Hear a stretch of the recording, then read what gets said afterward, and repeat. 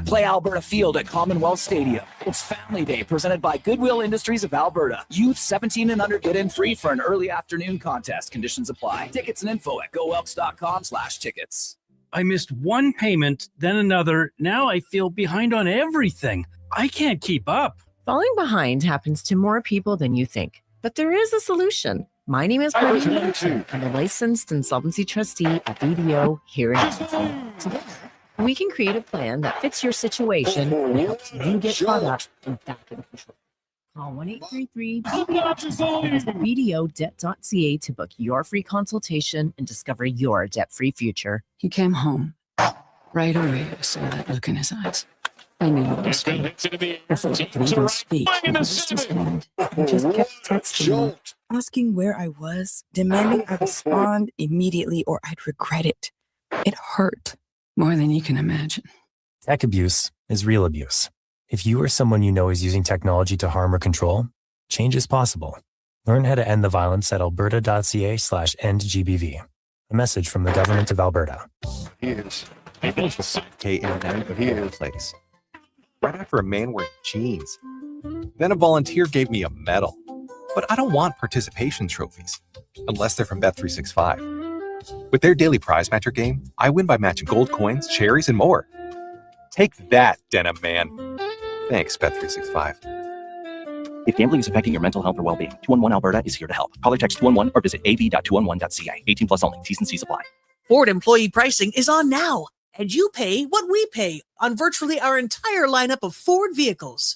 Visit your Alberta Ford store today. For over 60 years, the folks at Diablo Boots have been selling the best Canadian-made boots. Handcrafted in Winnipeg, Canada West makes the best quality cowboy, biker, and work boots for Diablo Boots with replaceable soles and heels. Why buy cheaper quality like Ariat, Justin, and Red Wing made in China when Canadian-made is better? Support Canada's workers and Diablo Boots for the best boots. So save on boots by Save On Foods. That's Diablo Boots, 3340 Gateway Boulevard on the east side of Save On Foods. Canada West and Diablo Boots, the two best names in the boots business. We were at a party.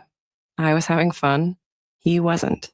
He grabbed my arm, then yanked me towards the front door. Was under his watch 24/7. He installed a doorbell camera to control me, to keep me at home. It hurt. More than you can imagine. Tech abuse is real abuse. If you or someone you know is using technology to harm or control, change is possible. Learn how to end the violence at alberta.ca/endgbv. A message from the Government of Alberta. Ford employee pricing is on now, and you pay what we pay on virtually our entire lineup of Ford vehicles. Visit your Alberta Ford store today.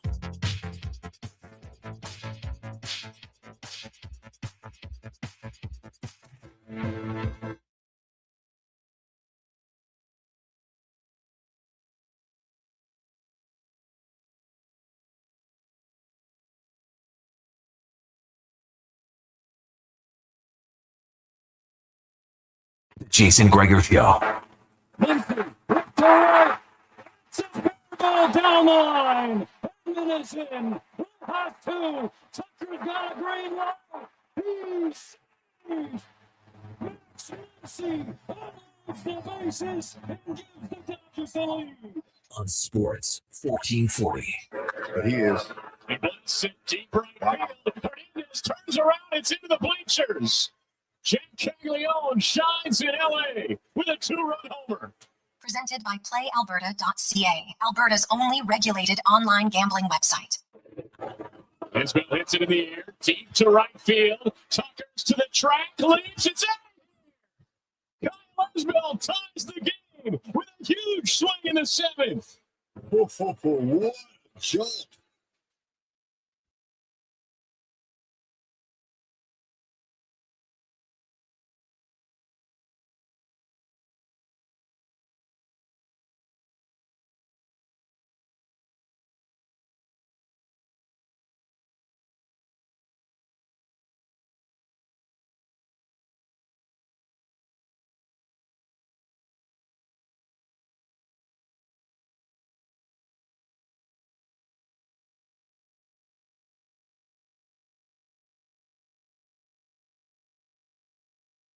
Tantalizing Tuesday afternoon. How you doing? And welcome to the Jason Gregor Show on Sports 1440, sports 1440.ca, YouTube, Facebook, X, and Instagram. Thanks as always for listening. Thanks for watching the show. It's always brought to you by title sponsor PlayAlberta.ca, Alberta's only spot for you to do gaming, lottery, instance, live dealer, and more. Check it out, playalberta.ca. Also tonight, Lotto Max and $30 million, as well as 30 prizes of $100,000. Get your tickets at playalberta.ca. I am Jason Gregor alongside Connor Halley. Declan Kruger is here. We got a busy show for you. GM of the Elks will get the report card at the midway point of the season from the GM of the Green and Gold. They are 6-3 and currently in second spot in the West Division. They are tied in points with Saskatchewan, but the Riders do have a game in hand. And now you look at it. So Saskatchewan has 10 games remaining, 6 on the road and 4 at home. Edmonton has 9 games remaining, 5 at home, 4 on the road. Edmonton's toughest part of their schedule is done. Saskatchewan has to play Montreal twice. They actually play Montreal in back-to-back games starting in October, and then they finish the final week of the season against the Green and Gold. So lots can change between now and then. Edmonton's also not going to face BC anymore. Now with Nathan Rourke back, the Riders are probably going to get a better BC team. I think that's fair. So that's a little bit of a scheduling bonus. It's up to you to take advantage of it. And the Elks did when they beat them without Nathan Rourke. And you know, you've got the Bombers twice. You've got Calgary twice. You've got Hamilton twice. You've got Toronto twice, including this Saturday, 1:00 start. So we'll talk to Ed Hervey, just kind of get his overview of the team, find out, get an update. Kenny Logan Jr., I'm expecting him not to, he's not going to play this weekend and probably will miss a few weeks. Dave McCarthy will be by. We got Kevin Woodley from In Goal Magazine and NHL.com. TR, we got the Carries report today in place of Spec. We got Mike Hogan will give us some thoughts on the Argos. Early on in the week, we're going to talk some baseball because, man, did you watch that game last night? Now, how many of us, I didn't know the rule. Let's be honest. I know people are freaking out. It's a dumb rule. Well, no, I do agree that Toronto probably had an argument that they waved them off. But let's be honest. I don't think they knew the rule, the players themselves, because it's such an obscure rule, right? They probably didn't know it because had they known it, they would have just thrown to first base. Hey, we're challenging it here. Walk off the field. Nothing happens. Right? Nothing happens. Now, it didn't cost them the game. It cost like a 17-minute delay. Like, come on, let's try to speed things up here. But it was something that's you're kind of watching. You're like, oh, geez, well, he clearly didn't tag up. But you know what? Hey, you can always not tag up. If they don't catch you on it, we all know that. The run counts. So in theory, Toronto didn't catch him. Now it's an odd one because he scored before they got the out at first, which that will happen in normal baseball. But it was definitely a weird situation. I can understand Toronto being frustrated. They're like, well, hey, the ump waved us off the field. But hey, just because he waves doesn't mean you have to leave. You can still throw the ball to third base. But let's be honest. The players were unaware of the rule in real time. Right? They were. Most of you were. The announcers were. Everybody was. And hey, make sports fun sometimes. It was wild. Cons, what was going through your mind watching that? Oh man, it was like offside or goaltender interference. I didn't know what the heck was going on, Gregor. And like you say, like it didn't cost him at the end of the game, so it's kind of much ado about nothing, and we'll let it go. Had that been a 1-1 game, I think Toronto freaks out, going crazy at this point. To me, if you tagged him out, the runner didn't tag up, I thought it wouldn't count. I don't know how the ruling was called, and like you said, didn't know this was a thing until now. I'm glad they did their due diligence. Like, it sucked it took so long, but hey, get the call right. Go to New York. Everyone learns a lesson from this case, and we can look back at it and say, well, this is actually how it's done. This is how it's been done. But no, hand up, I had no idea what was going on. The confusion got to me as well. Yeah. So, ultimately at the end, it didn't really matter in the outcome of the game. And Toronto gets a much needed win. You gained some ground on a few teams last night. When you've got teams playing each other, you're only going to gain ground on one of them. In an ideal world, Texas would be the team that would lose, right? But Texas, they're taking on the Angels right now. Pretty hard. They got a 4-game set against the Angels. And that's the team right now, Texas, who has the final wild card. Minnesota, Detroit, Cleveland, Baltimore, they're all ahead. Now, the Jays have made one step. They've moved a half a game ahead of the Seattle Mariners right now. Now, Seattle does have a game in hand. So, at worst, I guess they're tied with them. You got Baltimore. They're a half game up on Toronto. Cleveland's a game and a half. Detroit is 2 games up. Same with Minnesota. So they're going to have to pass all those teams before they even really think about Texas.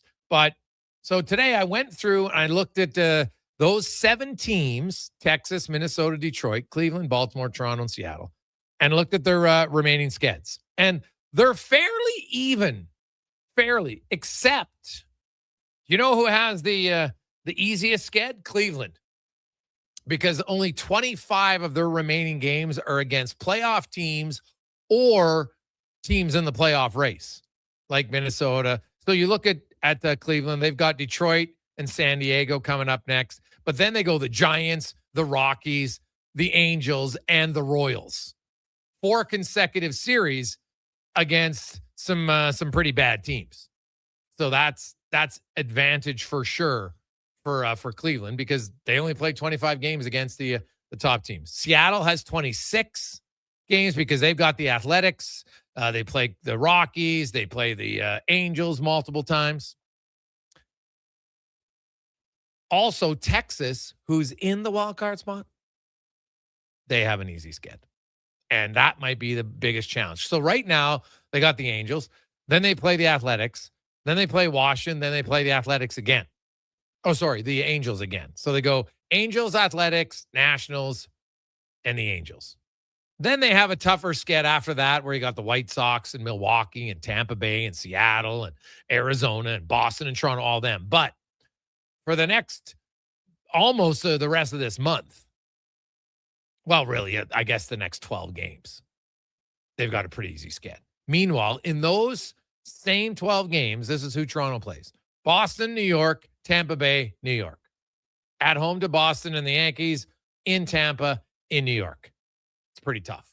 So these next probably 2 weeks, the Jays are going to have to play very well, and they're going to have to hope that Texas lays a few eggs against bottom feeder teams. Otherwise, they could be out of it. But hey, Sonny Gray was 14-2 before yesterday. And now you got Dylan Cease going on that. Then you got Soriano. You could maybe win the first 3 games of this series. Maybe. Obviously, you got to play well. And Boston has been playing pretty well. But beating Sonny Gray, that was huge for the Jays last night. A monumental win for them. So we'll see where it goes from there. Terry Ryan will be by as well. So busy show. Looking forward to it. Lots of talk as always. We'll take your thoughts. 833-401-1440. 833-401-1440 is where you can text us, get your thoughts on MLB. You got CFL, NFL, JJ McCarthy. I don't think anybody's really surprised by this. Are they? That Kyler Murray beat him out? And maybe you know what? Maybe it was the fact that he beat him out so quickly to be the starting quarterback. Maybe that's it. But I'm not hugely surprised that Kyler Murray, who has way more experience and way better numbers so far in his career, is going to be the starting quarterback for Minnesota. And I don't think this is the end of the world for JJ McCarthy either, Con. I think there's such a rush of people who think you got to get in there right away. You can look at lots of guys, Geno Smith, Sam Darnold, and others who it took a while, Con, to develop and understand the league. So I don't think this is a write-off for JJ McCarthy. I probably think it's the right move for Minnesota.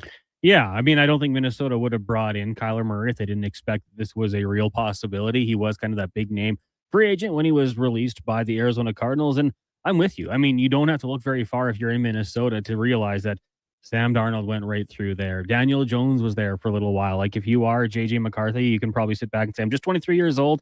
I've seen this before. I've seen it happen.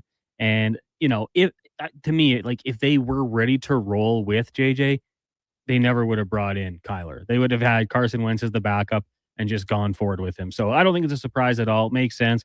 Probably good news for fantasy owners that might want to go with Addison and Jefferson, maybe even Hawkinson. But yeah, he's still 23. He's young. He could follow in the footsteps of Jordan Love, Aaron Rodgers. There's kind of the few and far in between now at this point, but I don't think it's a big deal. As long as he does this the right way and, really locks in here and tries to absorb as much as he can, because his head coach has a resume of doing this with a lot of players. Yeah. No, that's fair. So I'm intrigued to see what Kyler Murray can do in Minnesota. Like, okay, McCarthy's going to sit now. You can always learn from veteran quarterbacks. You have different skill sets and everything like that. But what's your expectation of Murray?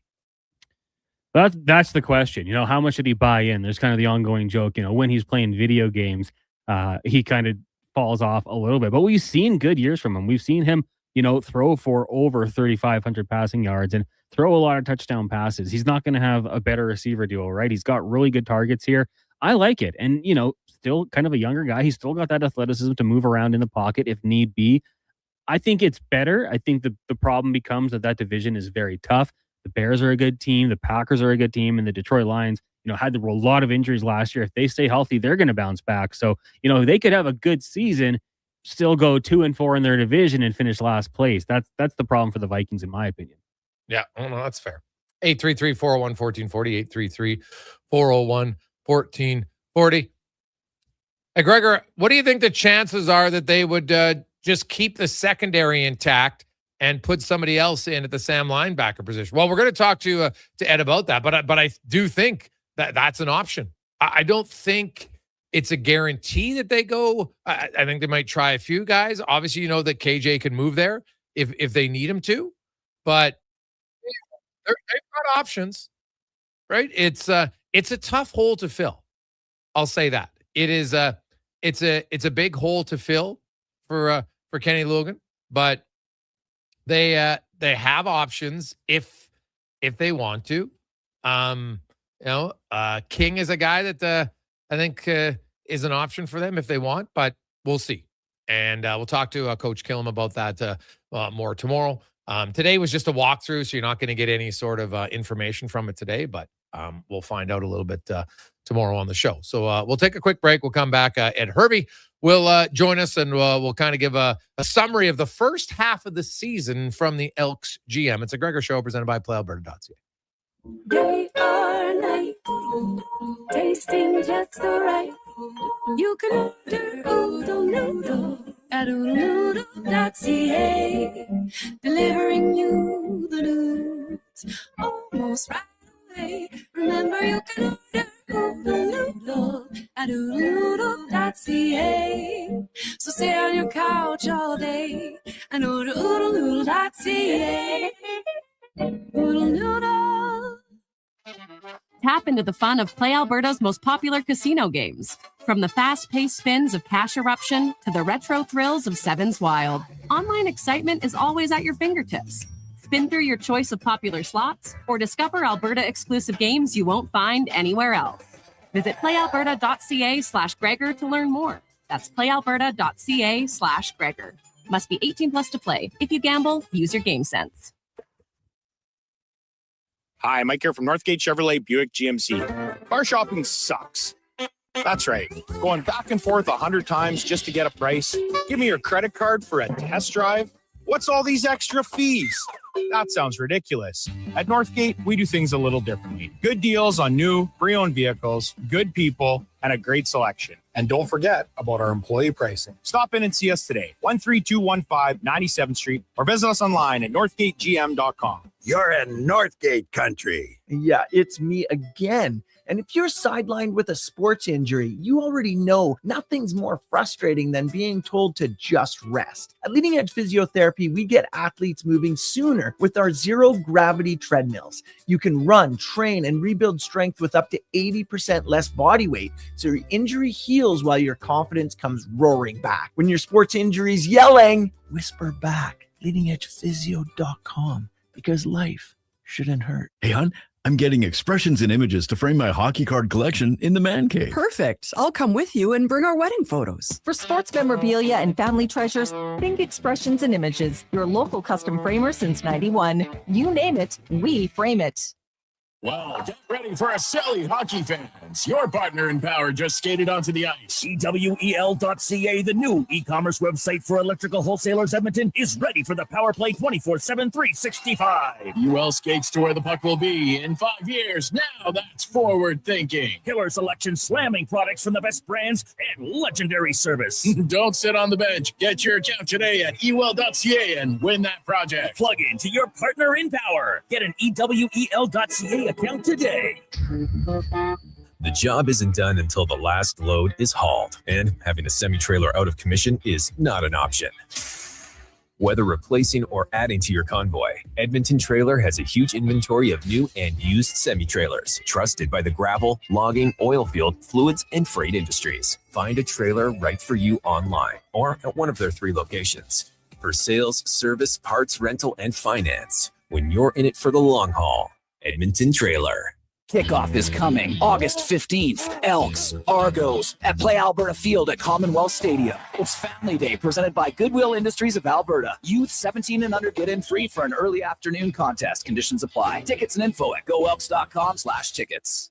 I missed one payment, then another. Now I feel behind on everything. I can't keep up. Falling behind happens to more people than you think, but there is a solution. My name is Parveen Middleton. I'm a licensed insolvency trustee at BDO here in Edmonton. Together, we can create a plan that fits your situation and helps you get caught up and back in control.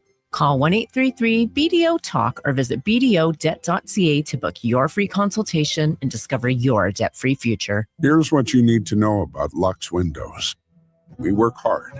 We come in early, we stay late, we go above and beyond, and then we go a little further. Not for awards or a pat on the back. We work hard so that choosing our windows and doors is an easy decision for you. It's the Alberta way. It's the Lux way. Everything we are is windows and doors. A company born and bred and made in Alberta.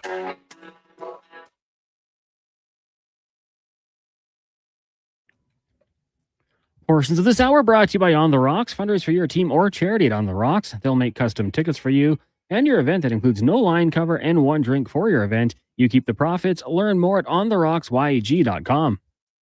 The Jason Gregor Show, the best of Edmonton sports talk and beyond. This is Sports 1440. Presented by PlayAlberta.ca, Alberta's only regulated online gambling website.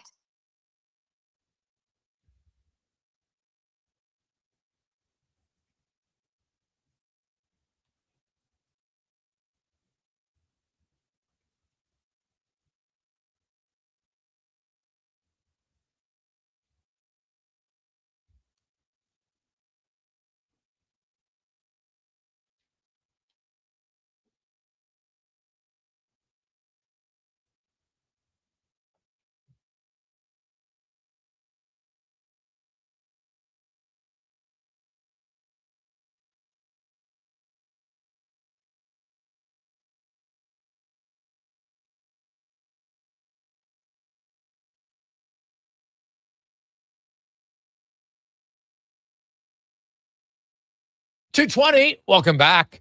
Tuesday afternoon, the Gregor Show, presented by PlayAlberta.ca, where, of course, you can get in the action tonight if you like it. You always check out the Jason Gregor Show Odds Boost specials for you.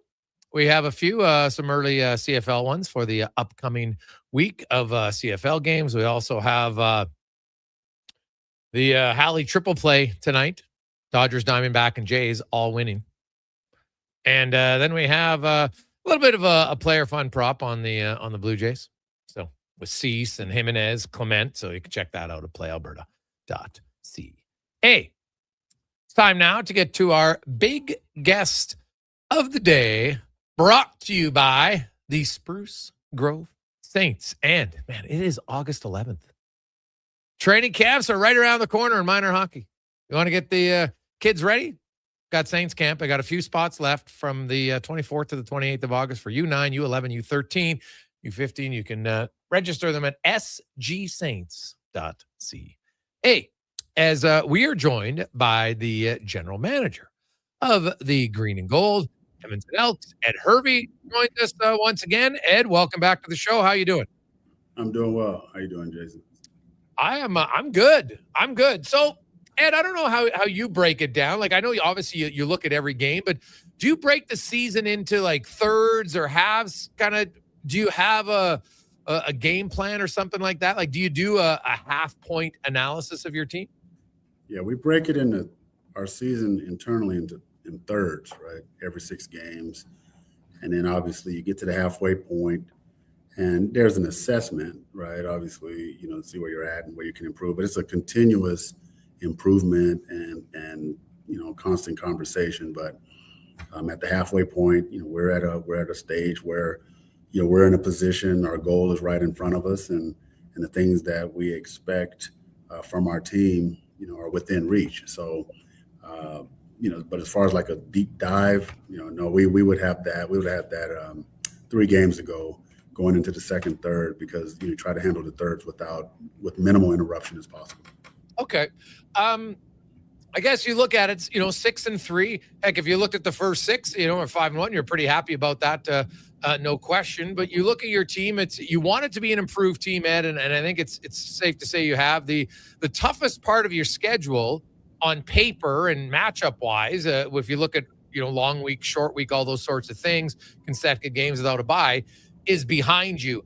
How much do you factor that in when you look at it? Like, strength of schedule, but, travel and rest days and all that, here till the end of the season, it's a little bit more favorable.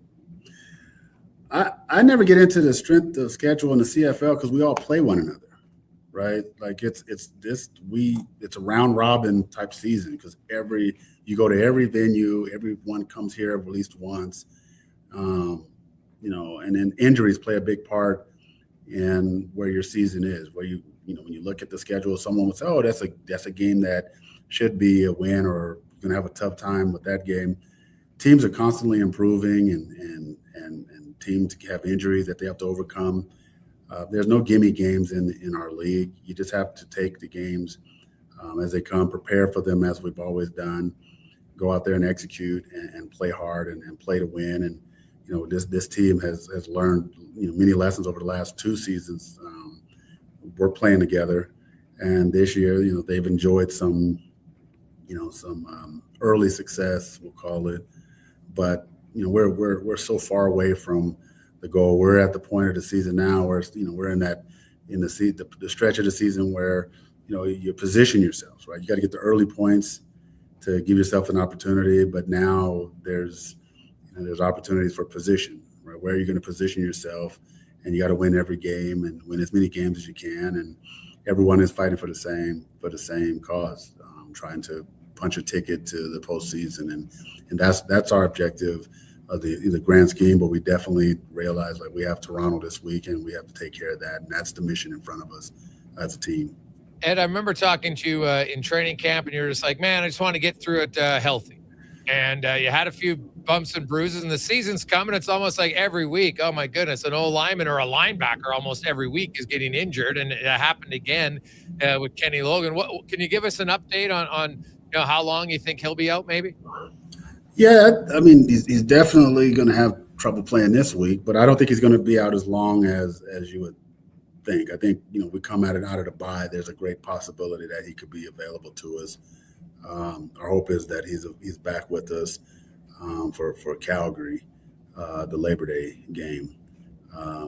But these things take time to heal. We're optimistic with respect to Kenny's health, but it could have been worse. I think for us, that's the positive, that it could have gone a lot worse for us. But luckily for us, there's a strong chance that we'll have him after the bye. So we're excited about that. Yeah, well, he's such a unique player, and that position is a tough one. Obviously, you got to be part linebacker, part defensive back, kind of mixed in. I know that you communicate with the coaching staff and everything. Do do you know yet who you plan? Like, I know KJ played there in the game. Was that the one you'd look at, or do you look at some other options to not disrupt your secondary? Well, that part there is, as you know, we got to keep that under wraps. We have options within the group, and I trust JC and his staff to make the right choice.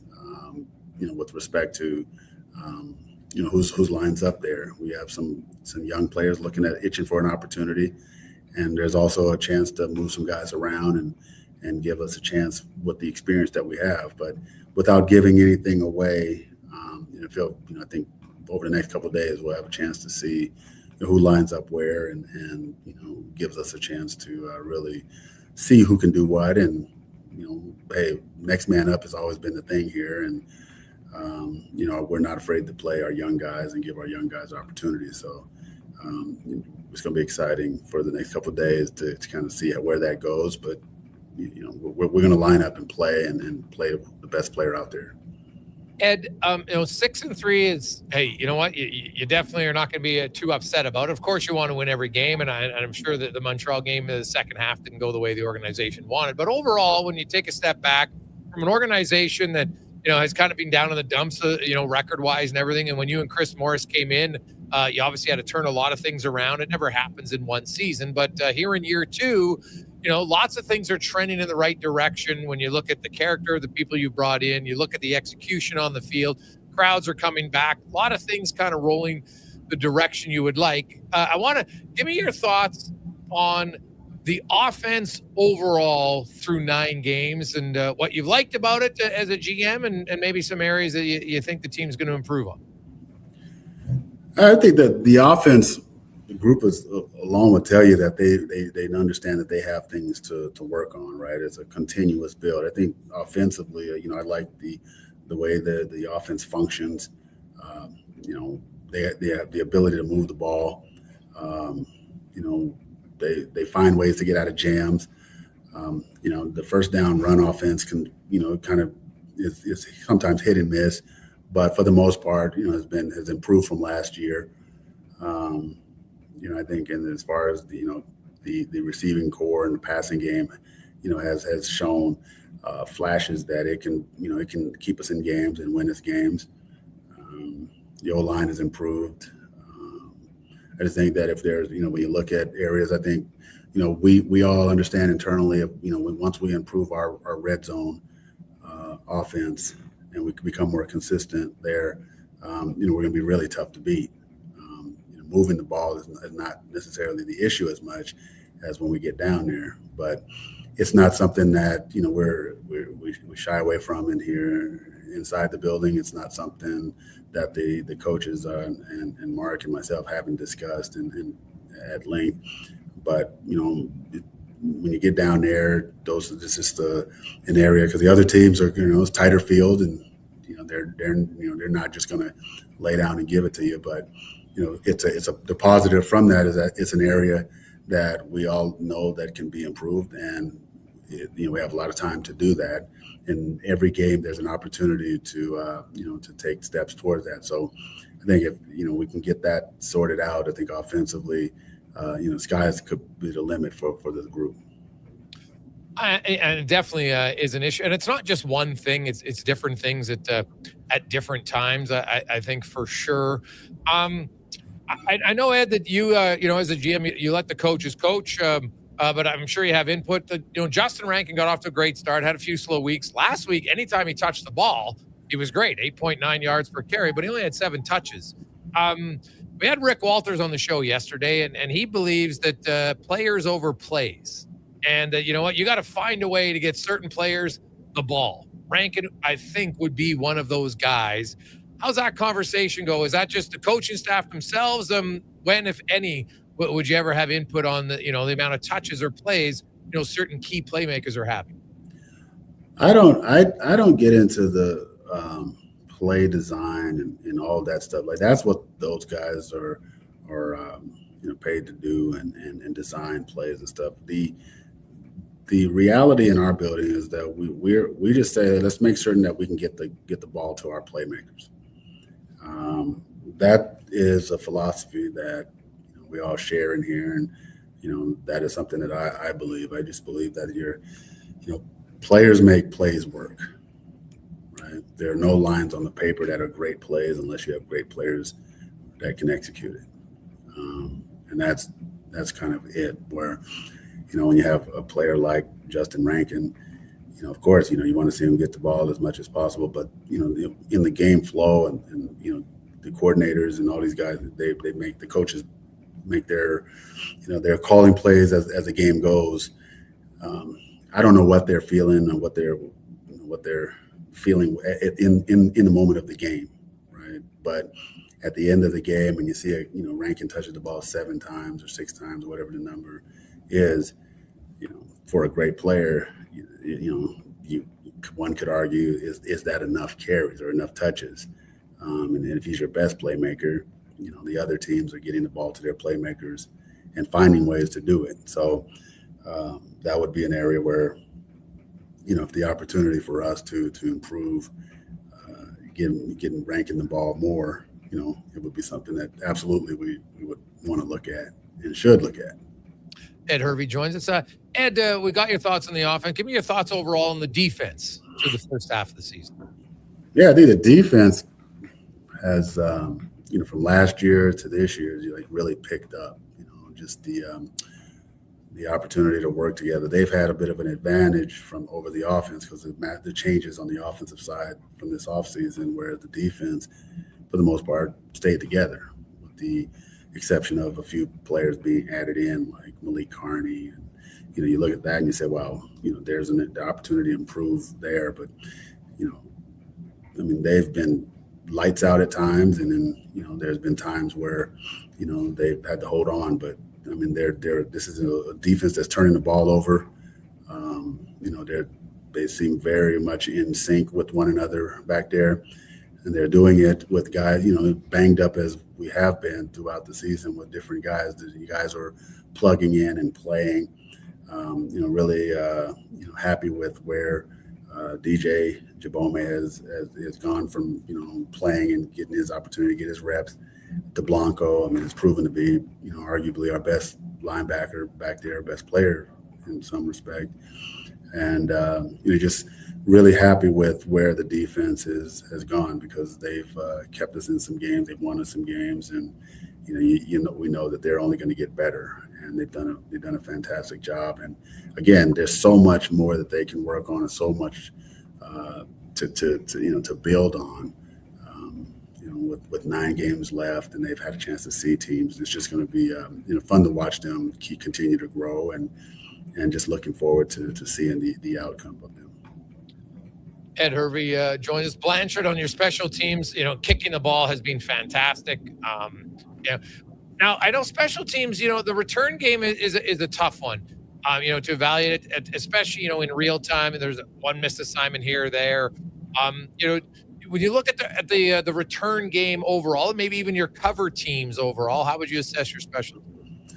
I think the special teams, they've done it's been inconsistent up and down, but they've had good moments and they've had some tough. But it's kind of easy to look at some of the the moments that haven't been great, and kind of cast a light on that and say that teams is having problems. But I believe that again, it's a continuous work and problem. There's a lot of young guys playing special teams for the first time on a full-time basis this year, and they're getting used to it. We're still a young team learning to play that that phase of the game, and the special teams it isn't just you put on the hat and you go out there and you're able to do it. There's a lot that goes into special teams as well, and I have no question and no doubt that the special teams is going to pick up and continue to pick up and become more consistent, because we need that phase to be to improve, to be an elite team, to remain an elite team if people are considering us that. But the level that we're trying to get to, special teams has to be in a position where they help us win games, and not be in a position where we have to make up for mistakes that are made on that side of the ball. What about some of the injuries for for your team? Some guys, like we know some guys are done. When you look at a guy like Coulter Woodmansey, Ed, do you kind of, I know he's been back running a little bit. How far away is he from returning to the line? I think that Coulter is, after the bye, he's probably week to week from this point where, we see him running, we see the things he's doing. It's just a matter of having him practice with the group, practice with the offense. We'll say after the bye, we'll start to, have a great chance of seeing him come back. I think, just fair and in all fairness, we expect him to be back after the bye and practicing with the team. And I know he's chomping at the bit to get back into action. But our objective and main goal is to, especially from the medical staff, is to ensure that when he does come back, that it's safe for him to come back. We're not rushing him back for the sake of, we have to have him out there because we're in dire need. We want to make certain that when he does come back, that he finishes strong for us and allows the offense to improve. And we believe that when he comes back, that's just another player that improves our football team, but specifically the offense and the offensive line. Yeah, well, you've had so many injuries. Like your offensive line basically had your 3 interior guys out at one point this season. Your linebacking core has had, you're down to kind of your third string middle linebacker, and it was a rookie, and Jabomi's come in and he's played very well. Mogensen played well when he was in, and now you finally got Nick Anderson back. You lose Kenny Adams for a few weeks, which isn't great. But overall, Ed, you look at your team and maybe what's impressed you most? I know you wanted the team to take a step forward. Is there one area that you feel as a group collectively they've really taken an important step forward through the first half of this season? Yeah, absolutely. This team doesn't quit. This team has learned not only to play together, but support one another. And what I mean by support is through the adversities of games. When they're down, when some things aren't going our way, or when things are good, or an individual player has a tough play, like the way that this team rallies around one another. This is, again, that continuity and consistency of the roster, which allows the players to get to know one another, and they can depend on one another and challenge one another. I think the biggest part has just been that part, and then also the young players coming in, stepping in, and stepping up when guys are banged up or out of the lineup for an extended period of time. The depth of the roster and the guys who have come in and played and their preparedness to go in and play has just been something that you don't really hear about it and you won't read about it. But we all have injuries league-wide, but we won't make excuses in our building for injured players being out. That's for a reason why we can't be successful. We believe in the guys that we have in our room, and those players, those young players, have stepped up and allowed us to have a chance to be successful and at least be in a position to where we can talk playoffs around here. We can talk about improvement in Edmonton. We can talk about being competitive and competing game in and game out here in the city. So, there's a lot of football left. We understand, and we acknowledge that. But there's so many positives within this roster and within what we're doing here that I just want to make it a note to say, like, we feel like we're in a good place with an opportunity to grow, and that's all because of the guys that we have here, Mark and his coaching staff, our personnel staff, and all those who are surrounding us that are, providing us the support that allows us to be successful and do our jobs and with little to no distraction. Ed, your team has put themselves in a good spot here, 6-3 at the midway point, tied with Saskatchewan. Some people don't like to talk about it. Others like, damn well, we'll talk about it. We think it's great. Does a home playoff date, is that something that's discussed internally with the coaching staff, with the players? No, we talk about the game that's in front of us, right? Like, the game that's in front of us is Toronto, right? We won't get ahead of ourselves. Home playoffs and all those things are conversations for, people on the outside, maybe, business side to talk about stuff, and you got to, preparing for those things. But we're so far away from any of that stuff.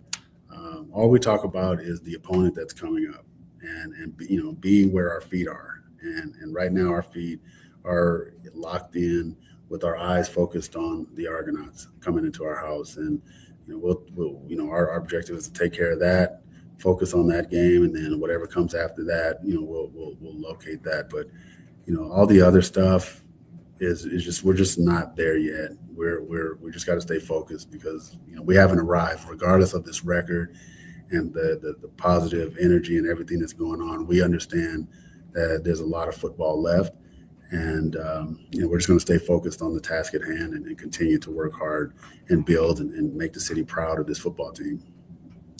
Well, Ed's been a very successful first half of the season. You start the second half at home on a Saturday, 1 in the afternoon. Hopefully be a good crowd and an opportunity for the Elks to get back on the winning track.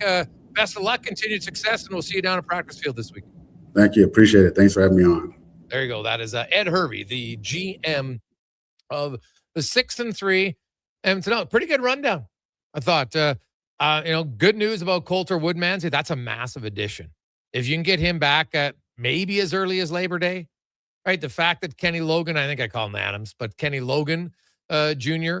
will only miss 2 weeks, which is what I said yesterday. So that's good news for Edmonton.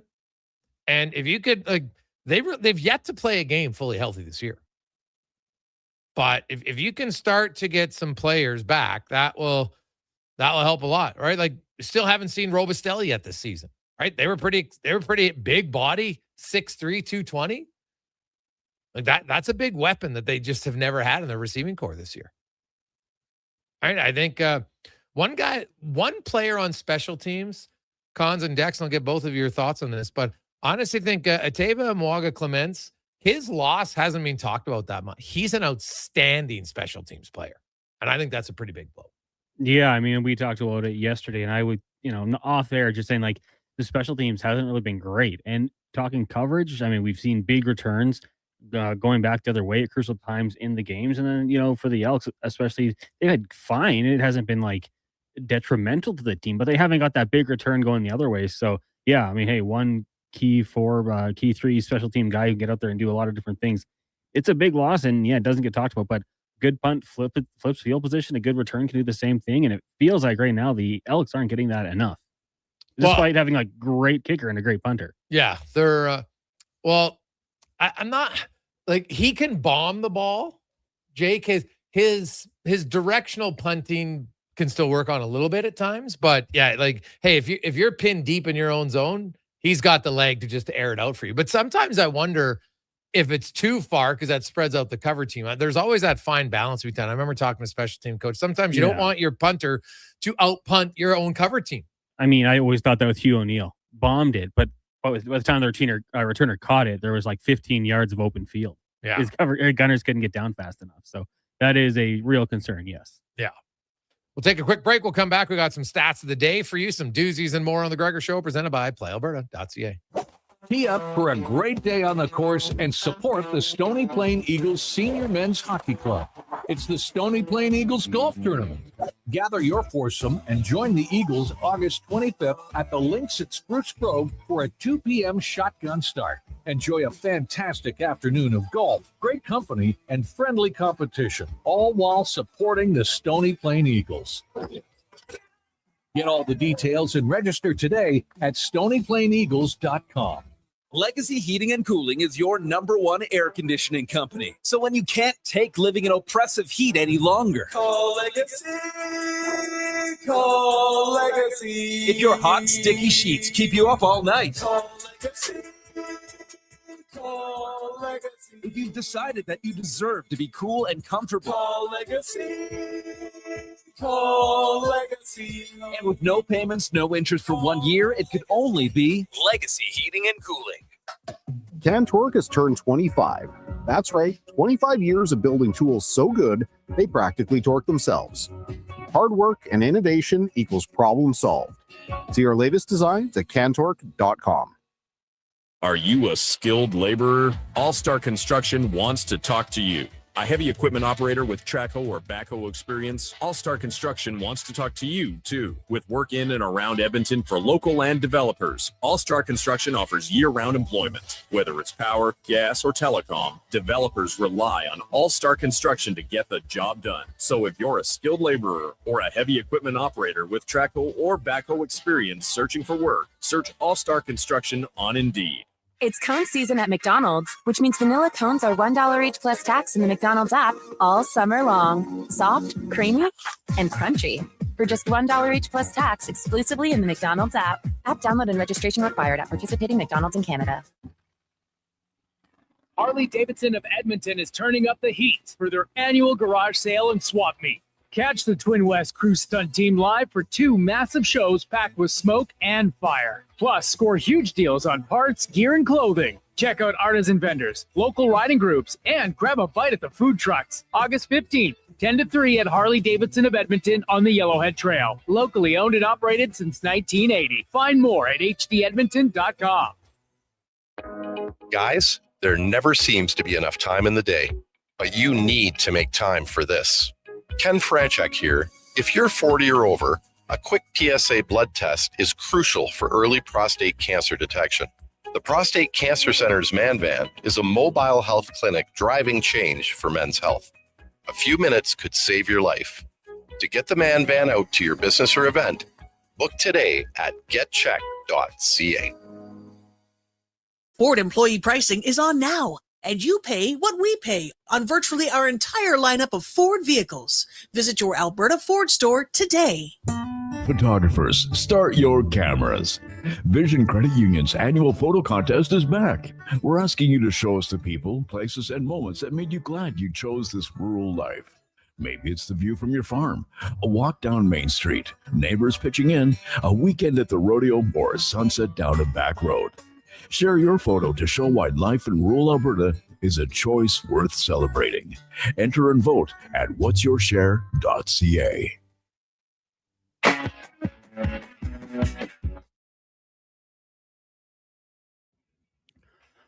Portions of this hour brought to you by CanTorque, made in Canada, made for Canada, where extreme isn't theoretical. Find your solution at CanTorque.com. This is Sports 1440, where Edmonton talks sports. On YouTube, Facebook, and X. Here's Jason Gregor. Brought to you by PlayAlberta.ca.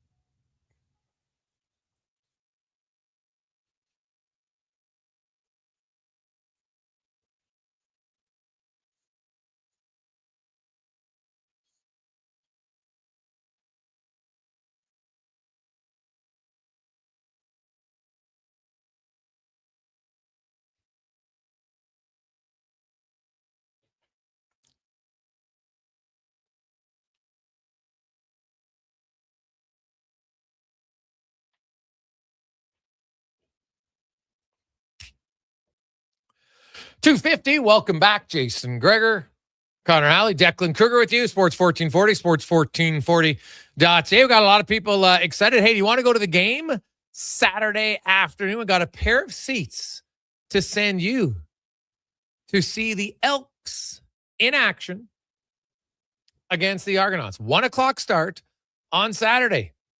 Great seats too. So you can text in 833-401-1440. Include your name, your email, and the word Elks.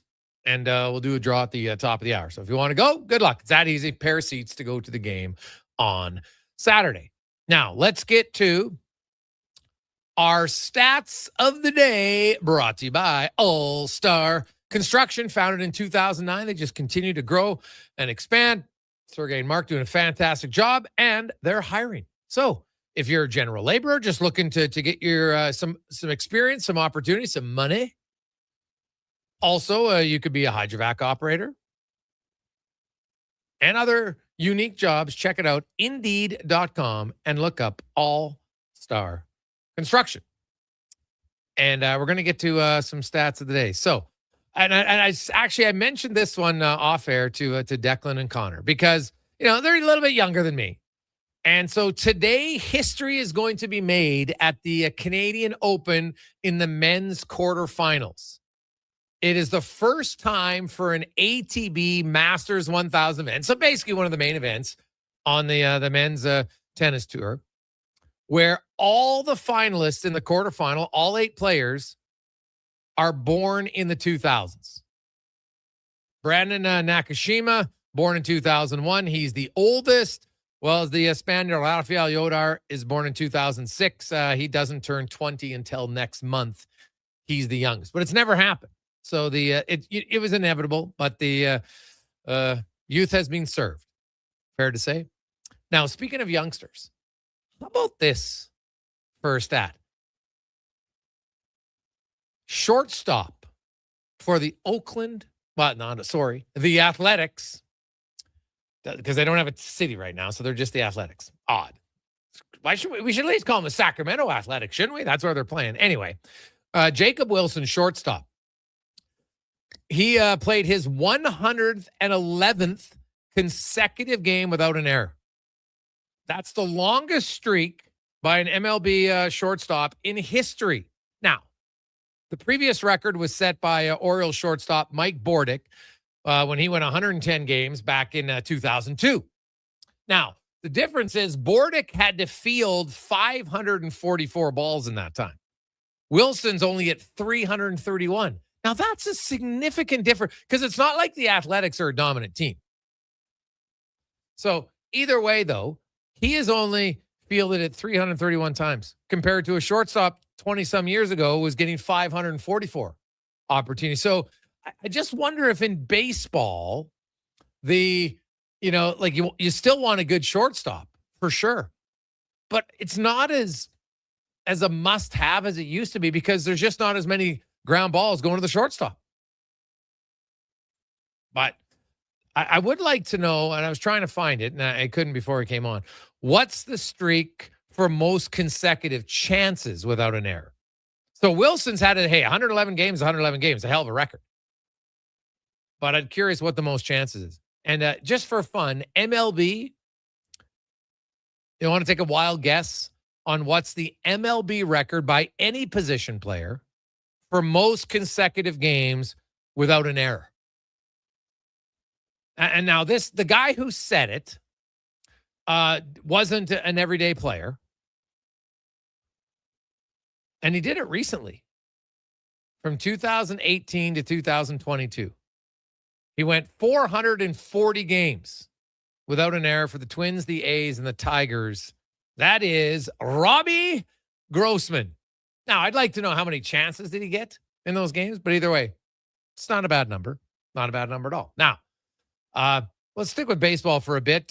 Corbin Carroll hit his 56th triple on the weekend. That passes Trout and Marte for most amongst active players. Now, Trout and Marte, those guys have each played over 1,500 games.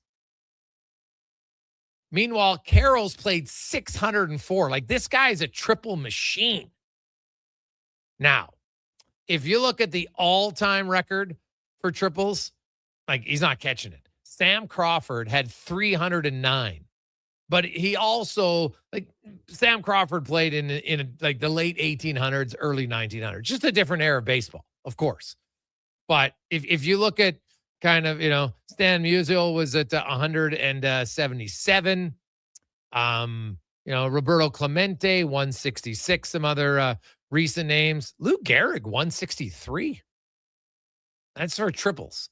So you look at Corbin Carroll, and if he maintains this pace, when he gets to 1,500, he'll be close to 150 triples. Like, I don't know if you watch Arizona that much, but that guy is worth the price of admission, dude. He is, like, triples are one of the most exciting plays in ball. Like, that guy, they timed him the other day just around the bases, and he can absolutely flat out fly. So to me, that's just something to kind of watch for.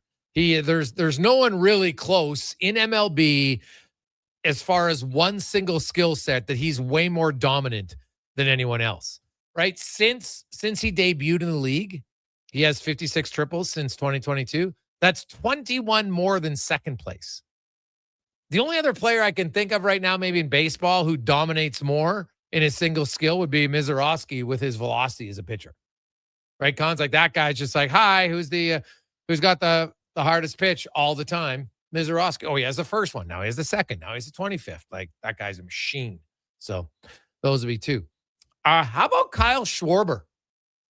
Since he joined the Phillies, he has 222 home runs, which is the second most by any player in MLB history in their first 5 seasons with a team.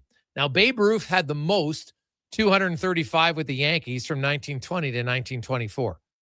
Schwarber's at 222, and he still has 42 games left to catch him. I don't care any record when you're chasing the great Bambino. That's pretty good. Now, also Schwarber, he has 375 home runs through his first 12 seasons, which is a 19th most of anybody. Now, keep in mind that he's had some of his seasons. He was a late rookie call-up, so that by their rules, that's considered a season, even though I think he played like 8 games, but whatever, it's a season.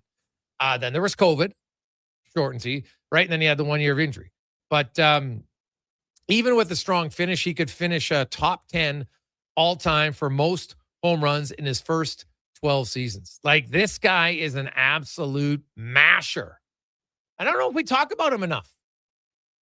Right? Like, you mentioned Ohtani, you mentioned Judge for sure, but man, Schwarber mashes the ball consistently. So it's something to watch, man. I quite like it. Some other numbers here in the CFL as we talk about it, because we're at the halfway point of the season for the Green Gold. Now, Rankin is clearly easily going to surpass 1,000 rushing yards.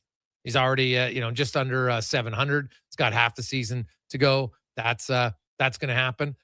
He's not on pace for it right now. It would need to pick up a bit, but he still has 418 yards. He's on pace. Like, he'd have to have a pretty good second half, but no running back has ever had 1,000 rushing and even 900 receiving yards. So he could be the first 900, 1,000 yard guy. Connor Halley, he would need 482 yards in his last 9 games after having 418 in his first 9. And considering who they play, Hamilton twice, Toronto twice, Calgary twice, Winnipeg twice, compared to who they played early in the year, I think there's still a chance here, because he started great. They've had a little lull here. I think we'd all agree last week was the worst. How the hell? Rankin didn't get 1 target in the receiving game, and he only had 7 carries. Well, he averaged 8.9 yards a touch. What the hell are they doing? I'm sorry. That was just a colossal failure in play calling. I'm sorry. It is. I'm sorry with that. I can't think of a rational answer, because where was he succeeding? On first down, which has been one of the weaknesses of the team, run on first down. And they had big yardage on it. And then they went away from it. And the game was close in the first half. So don't give me that one, man. I didn't like it. So there you go. There's some stats of the day brought to you by All Star Construction. Any stat, Con, that caught your ear there? Consecutive games without an error. I think that's an impressive one. And then kind of the discrepancies in how much you're facing and how much that can change from team to team, player to player. I'd say era to era. That's kind of crazy. Like you kind of think you hear the consecutive games and you don't really dig into exactly how much that difference would be, how many, routine ground balls you're facing or whatever it might be. So yeah, that was an interesting one for sure. Yeah, for sure. Yeah, it is. It just shows you though the drop, and I'll have to reach out to my an MLB stats guy. But I'm curious, how many plays did all shortstop face? How many chances did they face in 2002 compared to now? And I'd like to kind of see that per year, because I think it's gone down. I don't see as many plays at shortstop when I watch the game. Do you? Hard for me to say for sure. I mean, I would like to see those numbers to see if there is a big drastic drop, and what changed with when teams were kind of getting into the shift and trying to hit away from that. But hard to say for sure. I don't think I could say either way definitively that I've noticed less to the shortstop. Clearly, with the numbers that we've seen, though, for two different players, there was quite the difference. Yeah, no, for sure. All right, now let's get to Connor Halley and a Sports 1440 update brought to you by Go Auto. If you're looking for a vehicle now, best place to go, goauto.ca, because they have over 17,000 vehicles free to choose from. Cars, vans, trucks, SUVs, you name it, they have it, goauto.ca. The Sports 1440 update. Toronto Blue Jays looking to make it 2 straight over the Red Sox tonight, just after 5 o'clock from Toronto. We'll have that one for you here on our AM feed following the Jason Gregor Show. Tough news for the team is before the game, manager John Schneider announcing that starting pitcher Trey Savage has undergone surgery on his meniscus. He's considered week to week and still could pitch again this season. Elsewhere around the majors, you've got the Guardians and the Tigers. Marlins host the Pirates, Mets and Braves. Twins taking on the Orioles, the Rangers in Anaheim. Padres host the Brewers. Rays head to Sacramento for a meeting with the Athletics, and the Dodgers hosting the Royals. Minnesota Vikings announcing today that Kyler Murray will be QB1 when the season gets going over former first-round pick J.J. McCarthy. Murray signed a 1-year deal with the Vikings this spring following his release from the Arizona Cardinals, while Chicago Bears safety Kobe Bryant will miss 4 to 6 months after going knee surgery. In the WNBA today, 3 games, Fever and Liberty at 5:30. Then at 8 o'clock, you got the Aces and Mystics and Sparks and Mercury from Los Angeles. Coming up in hour 2 of the Jason Gregor Show, we'll be joined by our co-host and former NHLer, Terry Ryan. And we'll go around the NHL with Dave McCarthy from Sirius XM. I'm Connor Halley. This has been a Sports 1440 update. Sports 1440, a Stingray radio station broadcasting on Treaty 6 territory. Download the free iHeartRadio app and listen to CKJR wherever you go. You've got a go-to coffee spot, a trusted barber, even a lucky game day jersey. But when it's about looking your absolute best, there's only one name you need. Mr. Tuesday Dirk. afternoon. Family run since 1939. We're experts in crafting impeccable tailor-made suits and offering a wide variety of everyday styles. Pair that with personalized one-on-one fittings. Tuesday and the convenience afternoon, the of Gregor on-site Show. tailoring. Mr. Dirk elevates your style game. Visit our Edmonton store or explore MrDirk.com. Connor Halley, Score big on style with Mr. Dirk.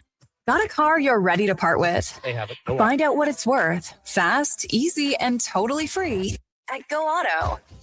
We're talking top dollar trade-ins, whether it's a little worn or still rocking that new car smell. Just a few clicks, and boom, you've got your value. Text value to 780-777-7777 to start. That's value to 780 all sevens. Why guess what it's worth? Let Go Auto show you the money. Whether you're a craft beer connoisseur or more of a wine aficionado, there's always something new to discover at Sherbrooke Liquor, a unique family-owned independent liquor store. The selection, incredible. The non-alcohol section is also very impressive. Sherbrooke Liquor, expert, knowledgeable staff with a passion for unique finds. More than just a liquor store, we're a community. Alberta's best, the one and only Sherbrooke Liquor. Wine, spirits, and oodles of beer. Visit SherbrookeLiquor.com. Why tee off at the Ranch Golf and Country Club? A fun, unique layout offering premier conditions. The Ranch has been ranked as one of the top public courses in Canada. Unmatched value. Score Golf Magazine rated the Ranch as the best value in Edmonton. The service, from tournaments to special events to the pro shop. Superior service that makes every visit exceptional. The Ranch Golf and Country Club, a laid-back environment where anyone can enjoy an amazing day on the fairways. For details, visit theranchgolf.com. What a performance by Action Electrical today. Their projects team kicked things off, designing and building with unmatched skill. Then the service team swoops in for those crucial repairs and maintenance. And don't forget the testing team, ensuring everything's safe and sound before the solar team scores with sustainable energy. A complete team effort. Have Action Electrical bring home a win for you and your project. Visit actionelectrical.net. Albertans love to debate the best way to enjoy summer sports. No. Playing on the field is the best, man. No way. Watching from the sidelines, way more relaxing. You're both crazy. Checking out the game from the Bro Zone is where it's at. But there's one thing every sports fan agrees on. Wilhauk Beef Jerky. Wherever you catch the action, load up on Alberta's best beef jerky. Wilhauk Beef Jerky, because you can't have summer fun with salad. Only available in Leduc.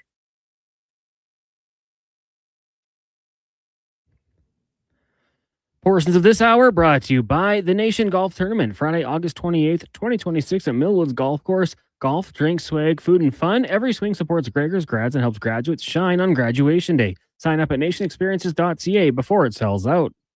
Jason Gregor Show on Edmonton's go-to station for all things sports is Sports 1440. Presented by Play Alberta, where Alberta wins with casino, sports, and lottery all in one app. Here's Jason Gregor.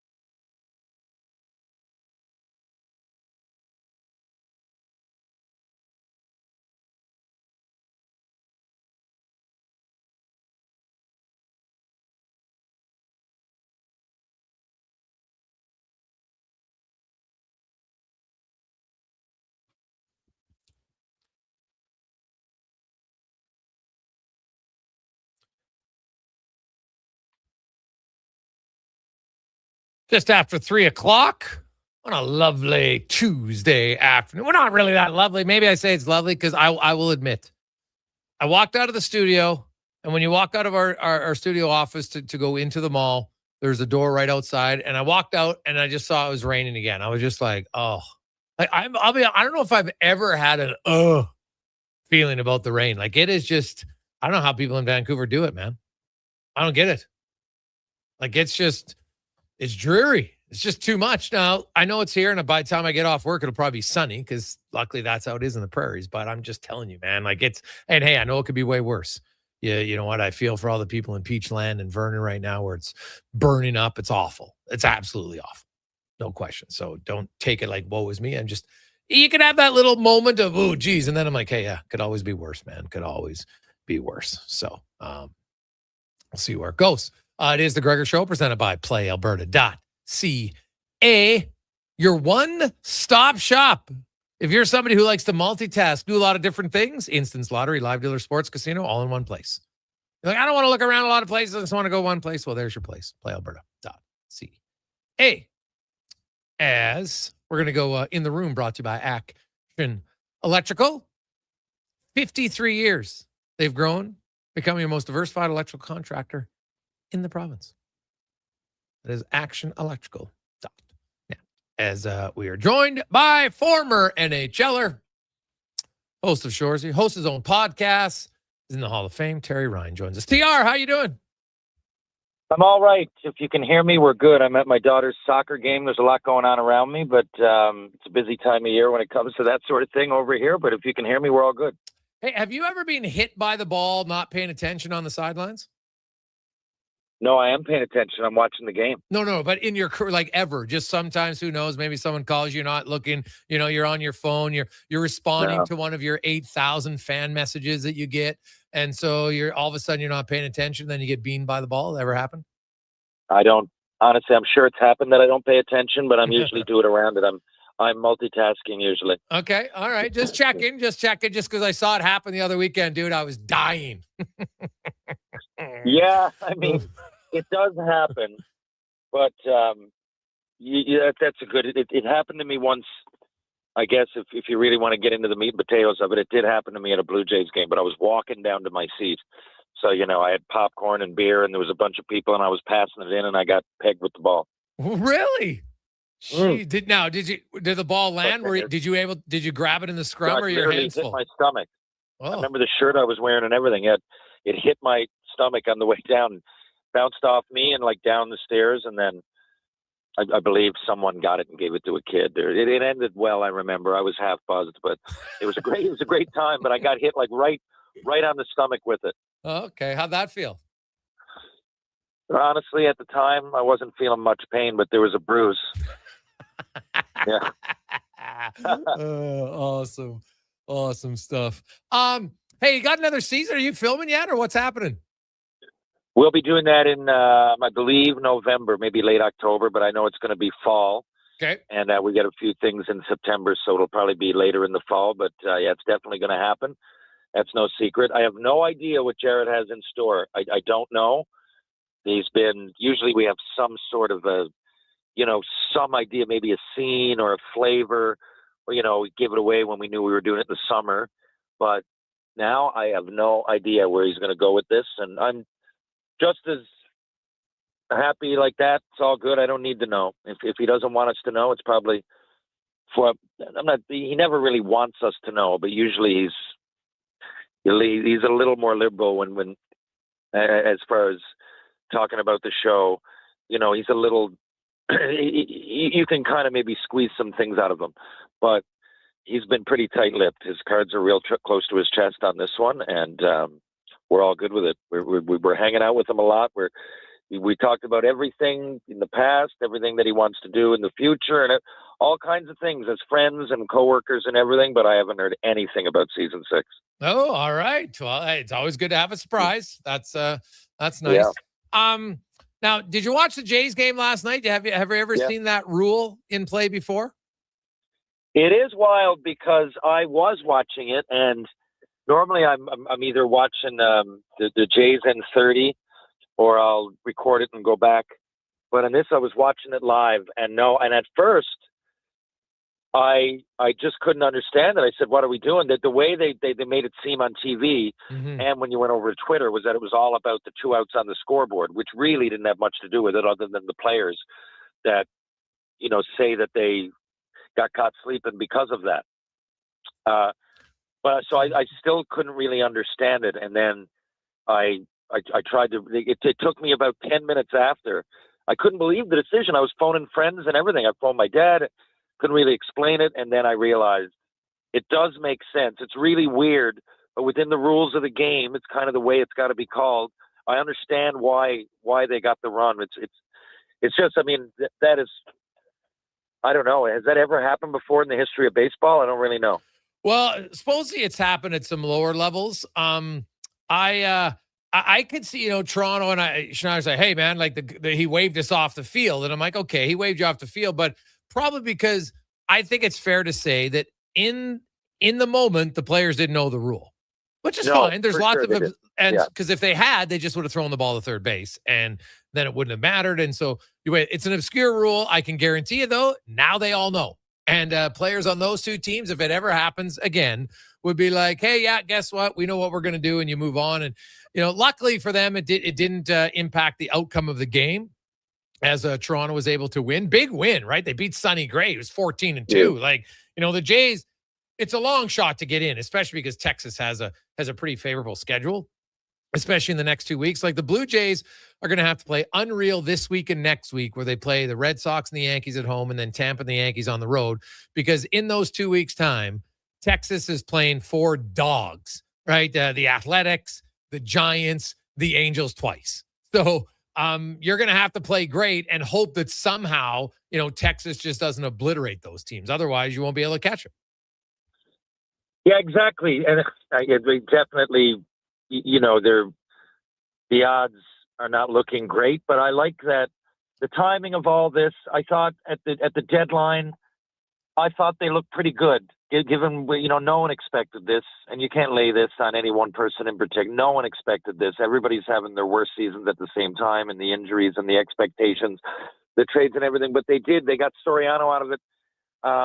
They've got some players called up that are doing well, and now they're starting to win a few, right? A couple of series, or 2 or 3 in a row outside of that Chicago game. But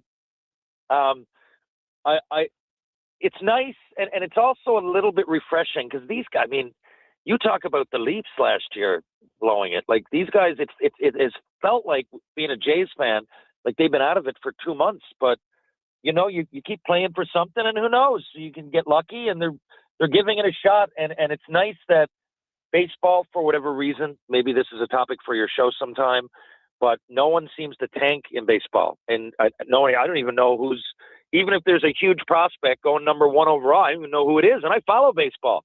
So there must be something I don't know if it's a breakdown of communication, or the college level doesn't have as many fans, but the good side of that is that, teams generally don't be just tanking unless you're bringing people up to give them some opportunity, but you're not trying to lose. Like, we're watching the Jays now, like they should be out of it 2 months ago. If it hadn't felt like that, they should be, but they're playing for something, and it's nice to see. And within that within that, there's players like Bateman that are coming up and, getting their first hits in the major leagues and some exciting things. And sometimes, was it Mikado? They got a few guys called up that are doing well. Sometimes it's that naive kind of exuberance that might help you get over a little bit of a hump. Yeah, it's funny because the Mets are one of the worst teams in the NL, and they definitely weren't planning on being that. The Giants, the Rockies, the Angels, the Athletics, the Royals, just like in it, like those teams were never really in it to begin with. I don't know if they tanked; they just weren't that good, right? Like when you have a 30-team league, there's always like at the start of this NHL season, I can tell you pretty confidently that the Vancouver Canucks are not going to be competing for a playoff spot next season, right? Now, will we say they're tanking? No, they're in somewhat of a retool, is how I would look at their team. But then, like Chicago, I don't think they're the air that, but they're trying to improve, right? Like the New York Rangers stunk last year, but they're not going to come into this season thinking they're a bottom 5 team. But so none of them will really tank. But every year there's going to be at the midway point, 3/4. We know for certain which the teams are that are bad, right? Like the Sharks. I know they had a good year last year, but man, like they could surprise you maybe. But I don't know. Like Seattle to me isn't a playoff team. Like there's a few teams that I think we know won't be playoff teams. But you're right. No one really tanks in baseball. What's interesting though about all these teams that made trades is some of these teams did, like Toronto traded off guys, but then they added guys at the same time, and they're lucky because in the AL this year there's not many dominant teams. Texas is just above 500 now at 60 wins and 59 losses. Right, so they're one game above 500. True 500 in baseball. Yeah. But then the Twins, the Tigers, the Guardians, the Orioles, and the Blue Jays are all 4, 5, 6 games under 500, depending on what. Well, 2, I guess, for Minnesota. And you're like, oh, okay, well, they're not terrible. Like they're not that far out of it, but there's a little bit more. I think teams who look like they're in the picture this year because the last wild card team isn't that good. Yeah, this is a unique year for sure. And anybody that would be watching baseball for the first time would probably be waylaid by the way this is going down. Like when I said they should have been out of 2 months ago, I wasn't really exaggerating. A lot of times, you would know that just there's a lot of teams surrounding them that have had just as disappointing kind of seasons. And for the Jays, it's magnified because they're the only Canadian team and because they went so far last year. I mean, come on, Game 7, to go all that way. And not like they got blown out in Game 7. So, the expectations. So it's just felt tough to take all year. And for Vladdy having this, I mean, I don't know if I don't know what to. Oh, dude. I don't know what to compare it to. I really don't. He's not the best player in the world. It's not like McDavid getting 2 goals, but he's one of them. I don't know. We're talking about Toronto. I don't know. It's like Matthews. I don't even think getting 25. I think getting like 10. I don't know. It's absurd what's happening. You're a few years ago, I would have never said it on your show at the time, and for fear that he was listening. And but now, Jack Campbell, he talks about it like clearly. We were going, maybe it's mental. It was all mental, man. He's a great goalie. Now he's talking about it and he's helping people. You're looking at a guy disintegrate in front of your eyes because he all the the pressure and everything that comes with that, and having the responsibilities. And 2 of them are very humble. Like Jack Campbell's a humble guy. The first thing he would say is like, "It was my fault." To a point that you can't get in your head like that. I don't know if Vladdy's doing that. I don't know, but I mean, you haven't get a home run at home. I really mean it. I think I'm looking around. I'm at the soccer park here, and there's 200 people. Few of them play local baseball. There's a chance one of them gets in 100 games with a fastball coming in at 95. If you're a baseball, you don't even need to be a good just swing. Eventually, you're going to make contact if you got the timing down. And Vladimir Guerrero, who had 8 in 18 games last year in the major leagues, in the World Series play, in playoffs, is just got a goose egg. I don't even know. I don't think I've ever seen anything like it in sports. Yes, there's drop-offs, but there's a reason. Either there's an injury or late in the career. I can see why Springer kind of fell off a cliff. But this is wild, man. And we're going on it as Blue Jays fans, as a group. And, and it's just fascinating to see it. It's all magnified because of everything going on around it. But, if anything else, Vladimir Guerrero, I've always said it, he plays all the games. A lot of these athletes don't, and a lot would bail. And I know a couple times it was back. I mean, give him a stress game. But the guy shows up to play. Kawhi Leonard is on his way to Toronto, hopefully. But we don't know. Like, hopefully he plays 50 games. We don't really know. I wouldn't bet on it. You don't really know. And it's going to be these things, and stress and, there's all kinds of players that just wouldn't show up. So he does that, and he gives everybody credit. He's the first one to give out that home run jacket and everything else. So you want to see a guy like that succeed. And I just refuse to believe that this is Vladimir Guerrero. I think he'll come back fresh next year. Yeah, it's been crazy. You know what's funny, though? He's not even the biggest fall off this year. It's Cal Raleigh in Seattle. He's went from 60 home runs. He has 12, and he's batting 161. Yeah. Like, that's like a 60-goal scorer in hockey. And suddenly you're like a 15-goal scorer the next year. Right? Yeah. Now, I know that Raleigh's missed a few games due to injury, but he's still only hitting $161.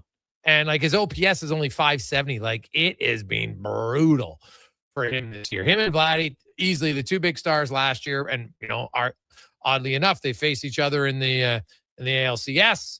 And, Raleigh lost that one. And I don't know, like I saw a video the other day that said, this is where Cal Raleigh's season went by the wayside. Remember when his former teammate in the World Baseball Classic came up to plate and wanted to give him shake his hand, and he was like, "No, I'm catching," and he didn't do it.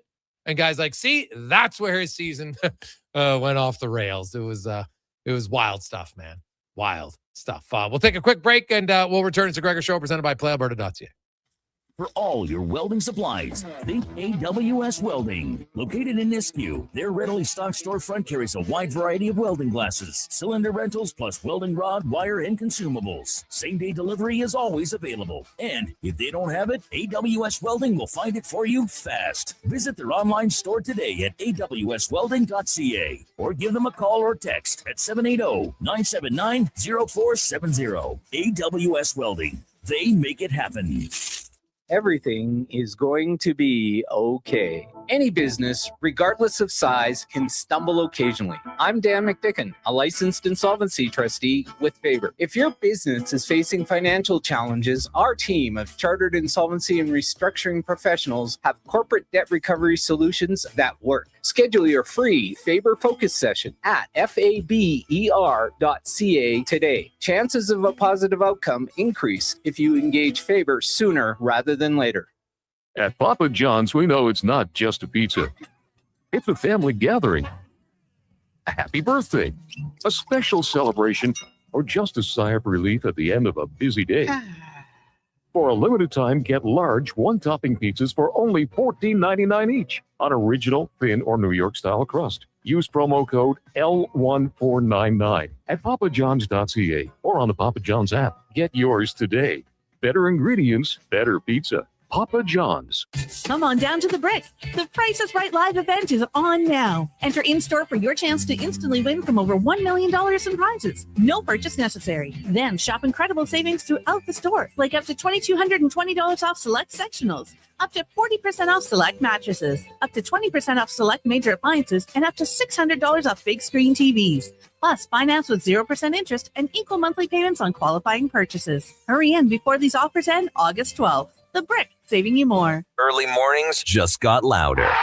For the hottest takes and the sports stories that actually matter to Edmonton, you need Tom Gazzola. Weekday mornings from 7 to 11 on Edmonton's sports leader, Sports 1440 at 833-401-1440. Founded by a former pro motorsports competitor, Evolve Wheels and Tires brings decades of experience in custom wheels, lowering kits, lift kits, and accessories. Visit Evolve Wheels and Tires in West Edmonton, Edmonton's premium wheel specialists. Evolve your ride. Evolve your experience. Come for Canada's largest trade shows, the biggest names in entertainment, exhilarating sporting events, and more. And stay for the experience at the Edmonton Expo Centre. Looking for the perfect place to host your next big event? From trade shows to galas, meetings, and concerts, the Edmonton Expo Centre has the space, event expertise, and service to make your next event unforgettable. With over 522,000 square feet of flexible event space, in-house catering, and operational expertise, they bring your biggest vision to life. Learn more at EdmontonExpoCenter.com today.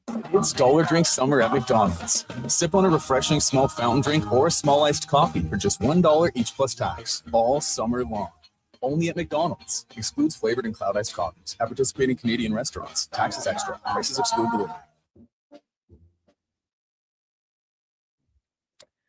Portions of this hour brought to you by Leading Edge Physio. We treat pain and injuries head to toe and some other issues that might surprise you, like incontinence, vertigo, neuropathy, and cognitive issues.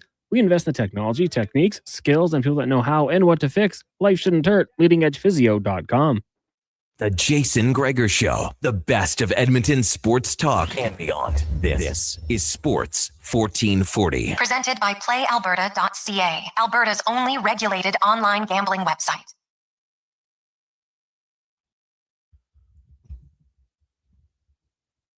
$3:27 Tuesday afternoon. And hey, as I said, it just went out for a break and now it's sunny out. The wonderful weather in the prairies. It's very bright. It can be very hot. And man, this, at least for us anyway, and it's kind of like we're in a little bubble this year of wetness in kind of northern Alberta, at least in central northern Alberta, because it is a lot of rain. It just keeps coming every day without reprieve. Maybe just take it out to BC right now. That'd be great. They could really use it in Peachland and Vernon and elsewhere like that. So even places in in Alberta, there's some places like we're really wet, and there's other places that are really dry. It's been some extreme weather, no doubt. It's a Gregor Show presented by PlayAlberta.ca. Tonight, Lotto Max, $30 million and 30 prizes of $100,000. Good luck. Get your tickets at PlayAlberta.ca as it's time to go around the NHL, brought to you by McDonald's, where you can stop in and enjoy $1 cones. All you got to do is download the McDonald's app to your phone, and you can get $1 cones all summer long, only at McDonald's, as we are joined by the host on Sirius XM and Brunch and Nightcaps, Dave A. McCarthy joins us. Davey, how you doing, my man? Good. It was sunny here about an hour ago, but it now looks fairly ominous. So we haven't had as much rain as you in Edmonton this year, I can tell you, Jason, but it has been inconsistent. We will say that much. Dave, I saw a picture of you on, I don't know what, if it was just like a Q&A at Zach Hyman's tournament up on the stage. Is that where it was? Yeah. What was that for? Well, Zach had a celebrity panel after his tournament during the dinner. When he asked me to be a part of it, I was like, me? And so, yeah, he had me up there with Elliot Friedman and a guy who ran the search for the Leafs GM, Neil Glassberg. Berkey was up there, Gary Roberts, Jennifer Hedger, David Alter, colleague of mine who covers the Leafs. Me, and so they put me in the center, which was even worse because now like I'm right in the middle. Anyway, it was unbelievable. It was a fantastic tournament, and not to go on about myself, but to change to the tournament. Zach does an unbelievable job of that tournament. It's been 7 years now. They've raised a ton of money for some really important causes. And when you go, you feel like family. So if you want to buy a foursome next year, I'm not trying to shill anybody. I really am not. I could care less, but I'm saying it because it's real. He does an incredible job at that tournament. It's my favorite one of the year. All right. We're getting we're basically just rookies actually are a month on September 11th when the rookie camps will get going, and there's obviously some teams. What's your expectation when you look at the 2026 draft class in the NHL, and you look and say, okay, there's obviously Gavin McKenna. A lot of people are high on Stenberg. Hearing rumblings of Albert Smith, maybe. Vigo Bjork for Winnipeg. I'd be very hesitant on a few of those guys for me anyway. I know that, there's some options now. Now these guys are 18. They're not old enough yet. European guys can go to the minors, but not the junior players. What about Caleb Malhotra? Do you think he goes to the NHL, or would they look at him and, you know what, like it's your dad's first year as an NHL head coach, you played 1 year in the Ontario League. It might be best to just put you back in the Ontario League. What do you think? Yeah, look, I'm always of the mind that you can never give an 18-year-old too much time developing, but you certainly can rush him to the NHL. Now, when your dad's the head coach, that makes things even a little bit more interesting, right?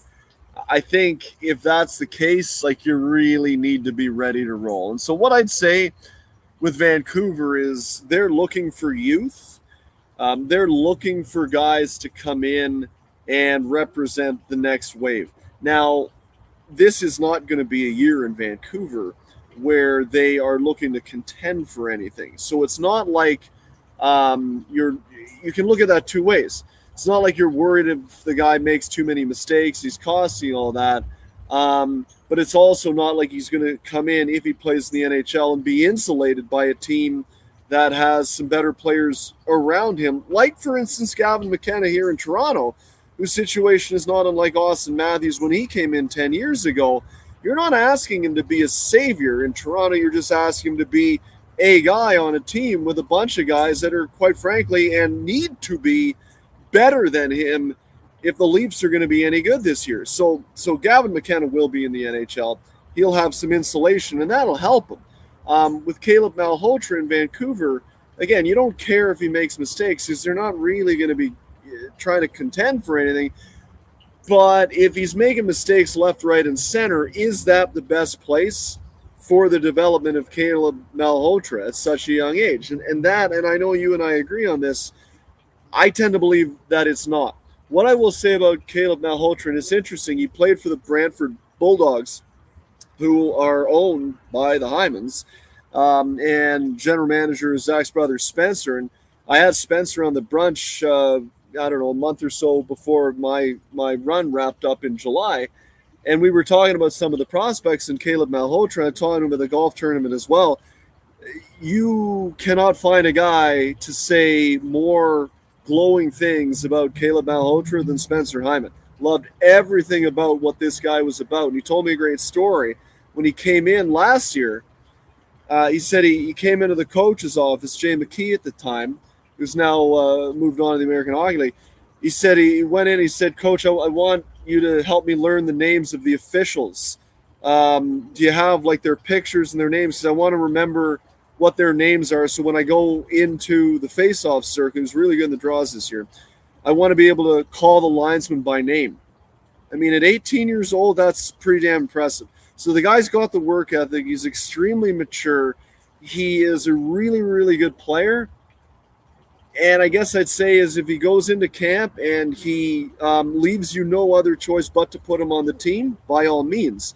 But if you're not 100% there, I think he's probably better served continuing to develop in a level where he can be one of the elite players and not a guy just trying to tread water. TR? Davey, speaking of young players, Gavin McKenna, over under 45 points. Where do you sit? Over under 45. Oh, over, I think, for sure.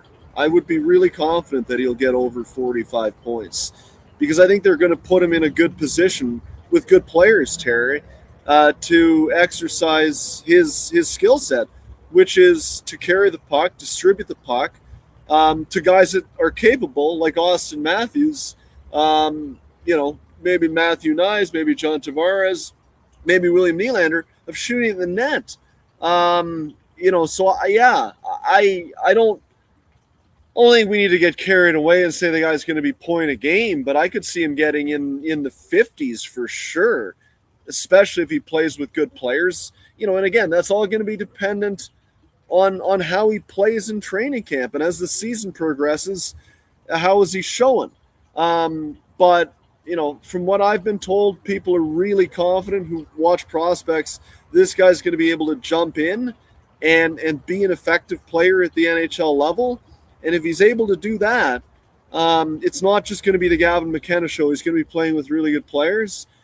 And so I would be, I think that's a pretty good bet to say over 45 points. Quite honestly, put it this way. If he ends up with like 39, that's kind of a disappointment. I think, in the eyes of a lot of people. And then you'll get the narrative is starting to spin of, he's not as good as everybody expected, which is also nonsense. But I still think that would be a disappointment. I think over 45, I'm pretty confident in that, Terry. Have you ever, as a sports writer, and covering more than one sport, obviously, have you ever seen the equivalent of Vladdy Guerrero's season for someone in their prime that's not injured? Oh, yeah, that's a really good question. I mean, like, personally, no, I haven't, because even years at Austin Matthews, the last couple of years has been, quote unquote down. He's still been on like a high 30, if not low 40s goal pace, which is still a very damn good year, compared to the year that he scored 69. Yeah, that was incredible, but that's the high, right, Terry? When it's all said and done, we look back on what Austin Matthews put together over his career, what anyone has put together over his career.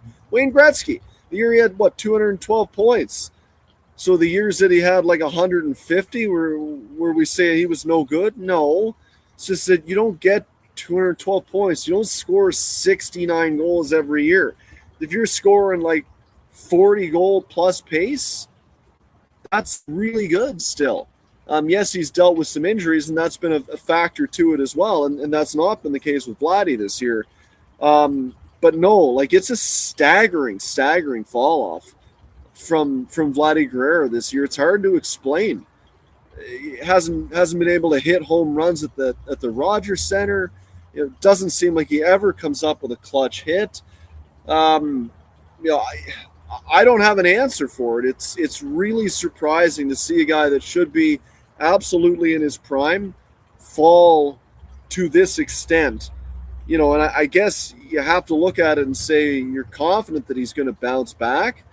But if we're having this conversation again next year, that's going to be really alarming. Oh, yeah, alarming. Definitely. Dave A. McCarthy joins us. Dave, I want to get to a team. The New Jersey Devils had 112 points back in 2023. Their last 3 years have not been good. 91 being the high, 87, 85, not good. They traded out Markstrom this year. Dawes is obviously going to split the duties at least to start the season with Jake Allen. It looks like, they've added some players. Where do you come out on the Devils? And do you know what type of team this is? And Jack Hughes is a player who gets a lot of hype, but doesn't really deliver because he's hurt too often. Yeah, I mean, that's just it. Like, they started so well last year, New Jersey. What do they have, like an 8-game winning streak in October? Yeah. And you thought, oh, okay, well, here we go. This is because I've always been high on the Devils. On paper, you look at this team and there's not a lot not to like, so to speak. But they end up leaving you underwhelmed oftentimes at the end of the year. The season kind of went off the rails when Jack Hughes had his little, we'll call it Thanksgiving mishap, if you will, and then was out for a period of time, and things went sideways. And I think they rely on him so much to drive the offense that when he's not in the lineup, their attack, their ability to score is significantly affected. Because while I like Nico Hischier, I really do, I think he's more of a two-way center, and that's not meant as a disparaging comment, but I don't see him as an offense driver. I think he's a really elite center who is excellent at taking on heavier minutes against other teams' top players and doing a really good job neutralizing those guys while chipping in. But in doing that, the point is to free up Jack Hughes to go to work on competition lower down the other team's lineup. And when he's not available, that's a big problem. They had a really difficult time scoring this year. But in saying that, I like the balance of their team. They bring in Anthony Mantha. He's on a short-term deal. He had a good year last year in Pittsburgh. He's never been great during the playoffs, but he's been, reasonable at times during the regular season. He represents something a little bit different than what New Jersey has, which is a bit bigger of a body. So if he can have an effective year, if Jack Hughes can stay healthy, what's not to like about a Jack Hughes, like Jesper Bratt, Anthony Mantha line, and then a line of Nico Hischier, call it Dawson Mercer and Timo Meier that can take on heavier minutes. Dawson Mercer's pretty effective defensively as well.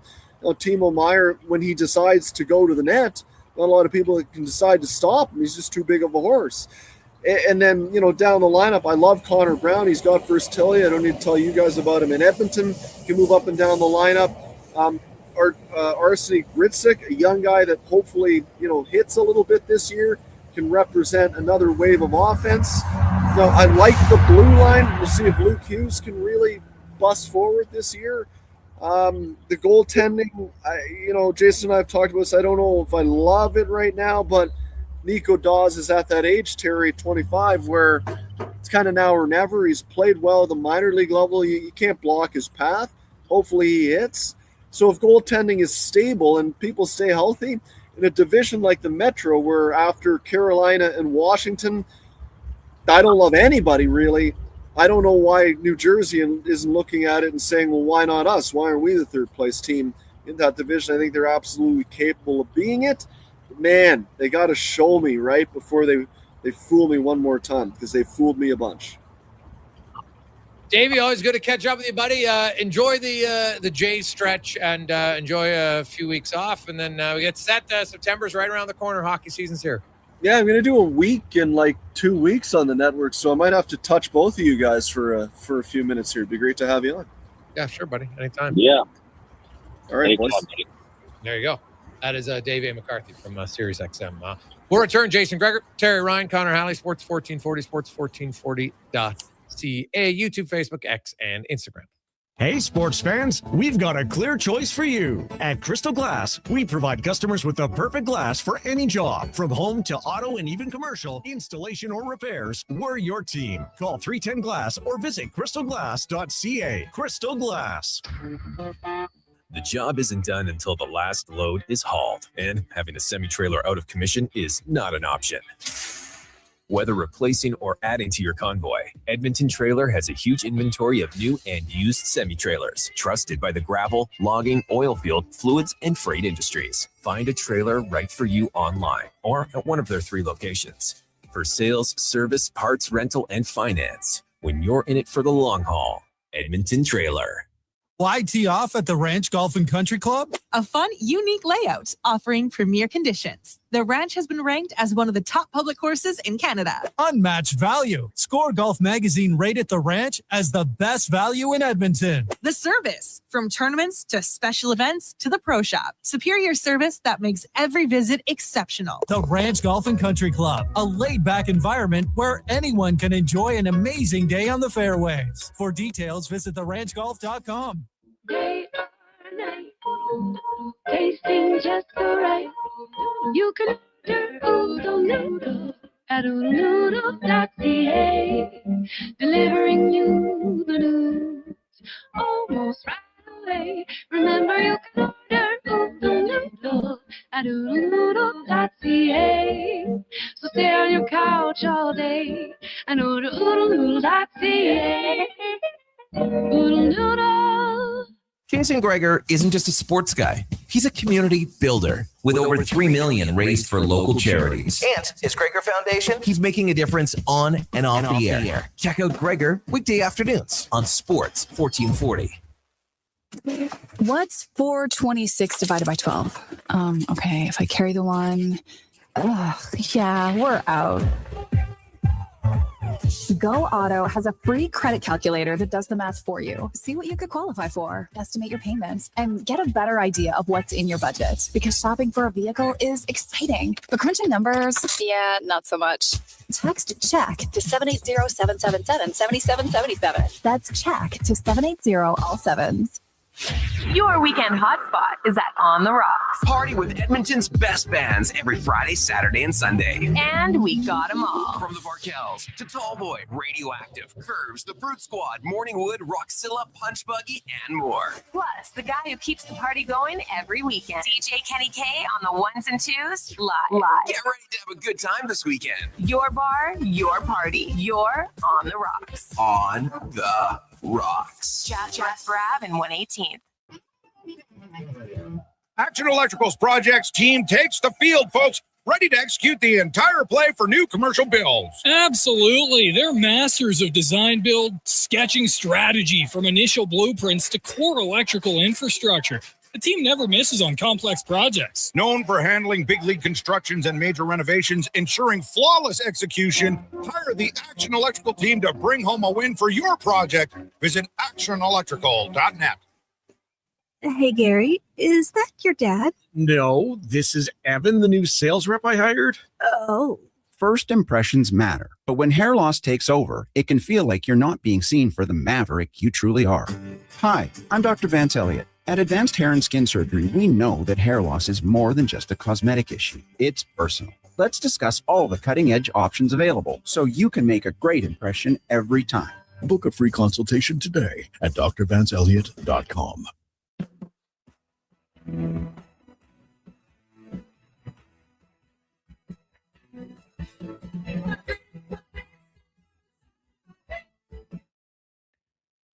Portions of this hour brought to you by UL, helping you finish your electrical project. Is their goal from pot lights to electrical panels? The gear you need is at ul.ca or in person at one of their Edmonton area locations. ul.ca, your partners in power. This is Sports 1440, where Edmonton talks sports. On YouTube, Facebook, and X. Here's Jason Gregor. Brought to you by playalberta.ca.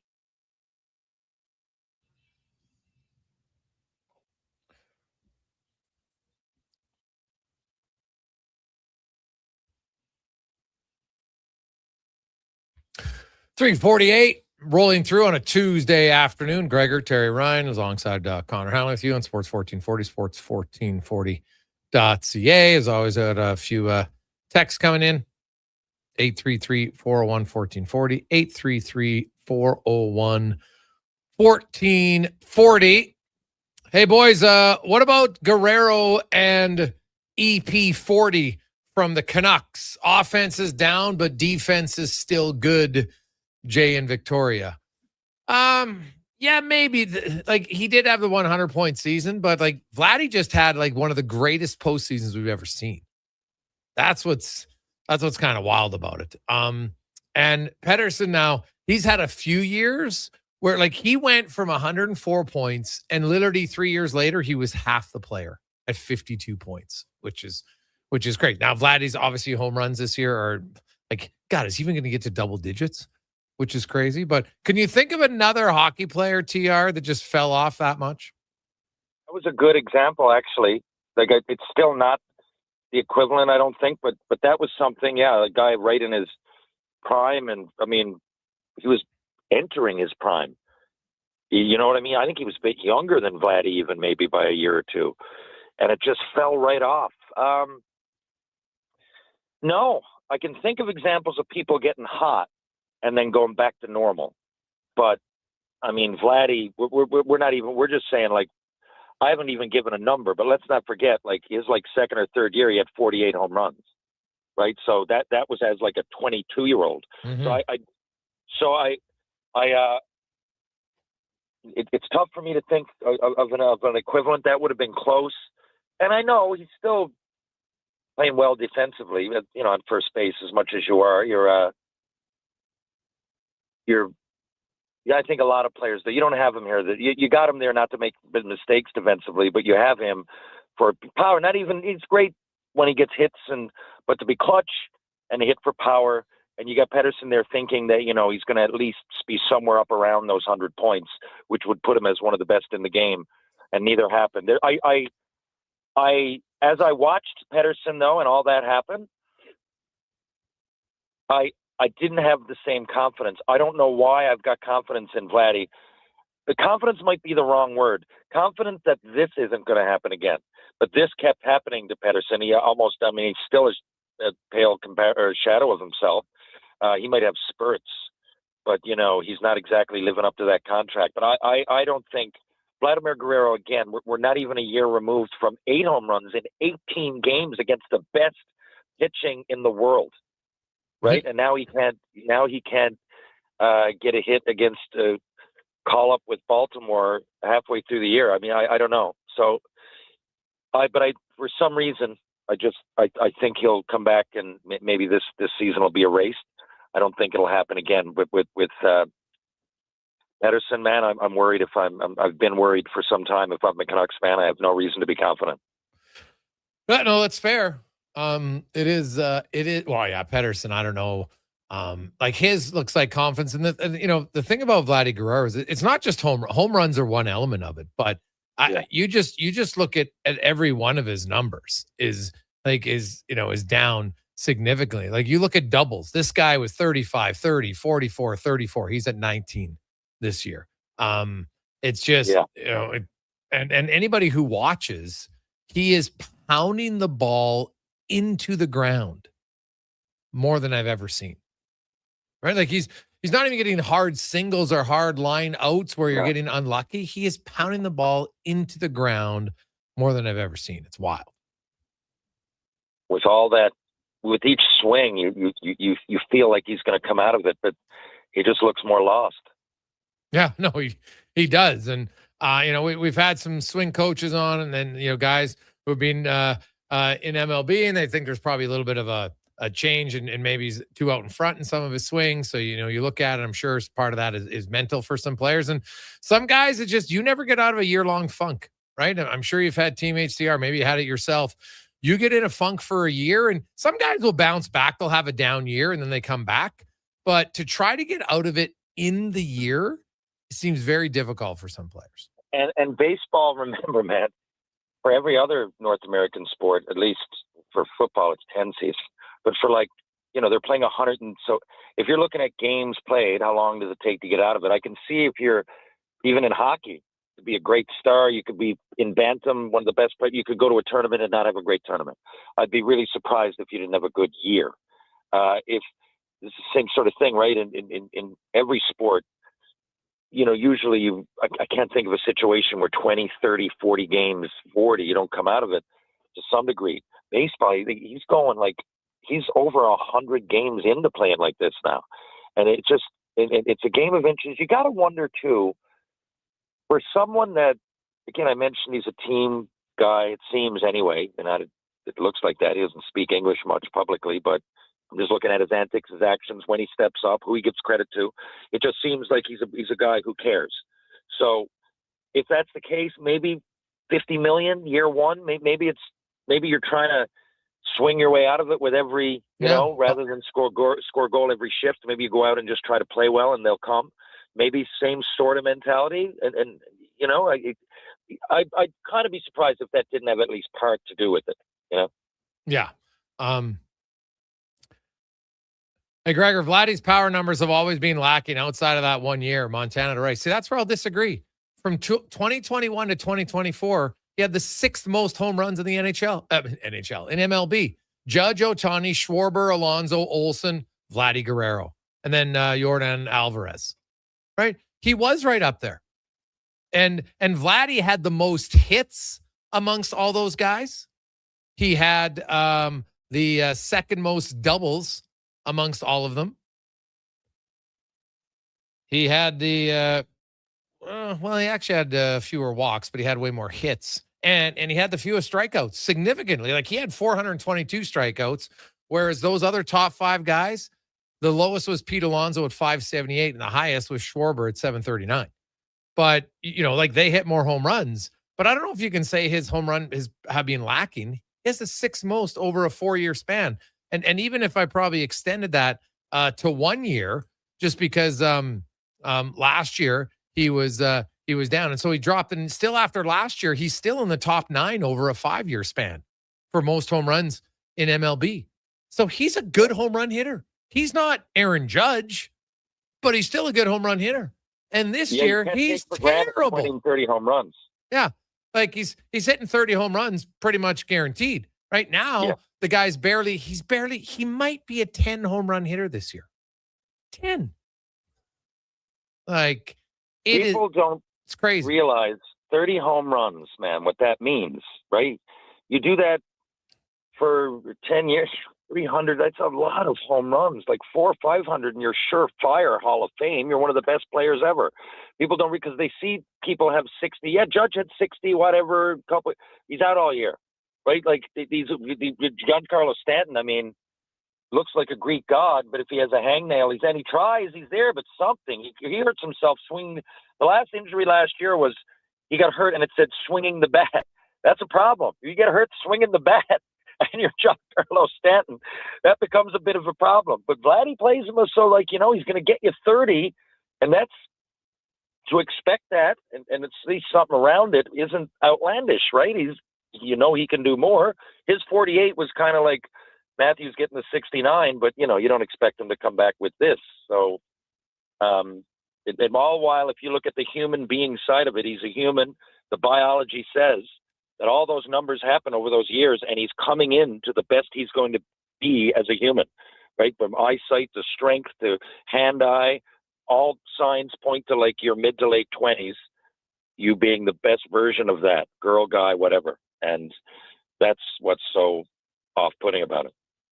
Yeah, no question. We got lots of them are saying Jonathan Huberdeau. Yeah, well, he had that one great year. He was kind of an 80-point guy, but yeah, he hasn't been close ever since that. We've had a lot of texts about Jonathan Cheechoo, but Jonathan Cheechoo was a one-hit wonder. As I mentioned, Vladdy Guerrero, over a 5-year span prior to this, had the 9th most home runs in MLB, and he had the 6th most prior to that. And of those top 10 home run hitters, Vladdy was the guy who had the most hits out of anybody, right? And he had the 3rd most doubles over a 5-year span. So no, he's a pretty good power hitter. He's not Aaron Judge, of course, because Aaron Judge is a monster, right? Not even Schwarber, but he's better than everybody but 8 other guys in baseball over a 5-year span when it comes to home runs. So I can't agree that when people say he's never had big power numbers, he's never had monster numbers, but he's pretty damn consistent, except to this year, and that's what makes it crazy. Like the weird part about it is he's never looked like he's going to get out of it. Like, he came in and he hit that home run in his first game after missing 3, and you're like, oh, okay. And then guess what? Since then, nothing. So it's kind of typical to how his season has gone, where he can't get in any sort of traction. He had no home runs in March. Granted, they only played 5 games, right? Then he hit 2 home runs in April. He hit 1 home run in May. He hit 1 home run in June. He hit 2 in July, and he's hit 1 in August. Like, he's being consistently lacking in power all year long. Like, there's never, TR, like, there's never been a sign where it was even a week where you're like, man, he's hit a few doubles here. He's, got a few home runs. Never once. It's crazy. And like, if the Jays miss the playoffs, if it's I'm pointing directly to Vlad Guerrero. He's your highest paid player. He plays the most, and that's what it is. So couldn't argue with you. Yeah. TR, good to catch up with you, buddy. We will chat with you on Thursday. Have yourself a wonderful week. Thank you, Connor. Thank you, Jason. Thank you, Edmonton. Chat soon. There you go. Let's get to the Con Man and a Sports 1440 update brought to you by Sean Cunningham of Remax Real Estate. Get the home team advantage for your next move in the Edmonton area. If you're thinking about buying or selling a home, call or text Sean directly at 780-265-0165.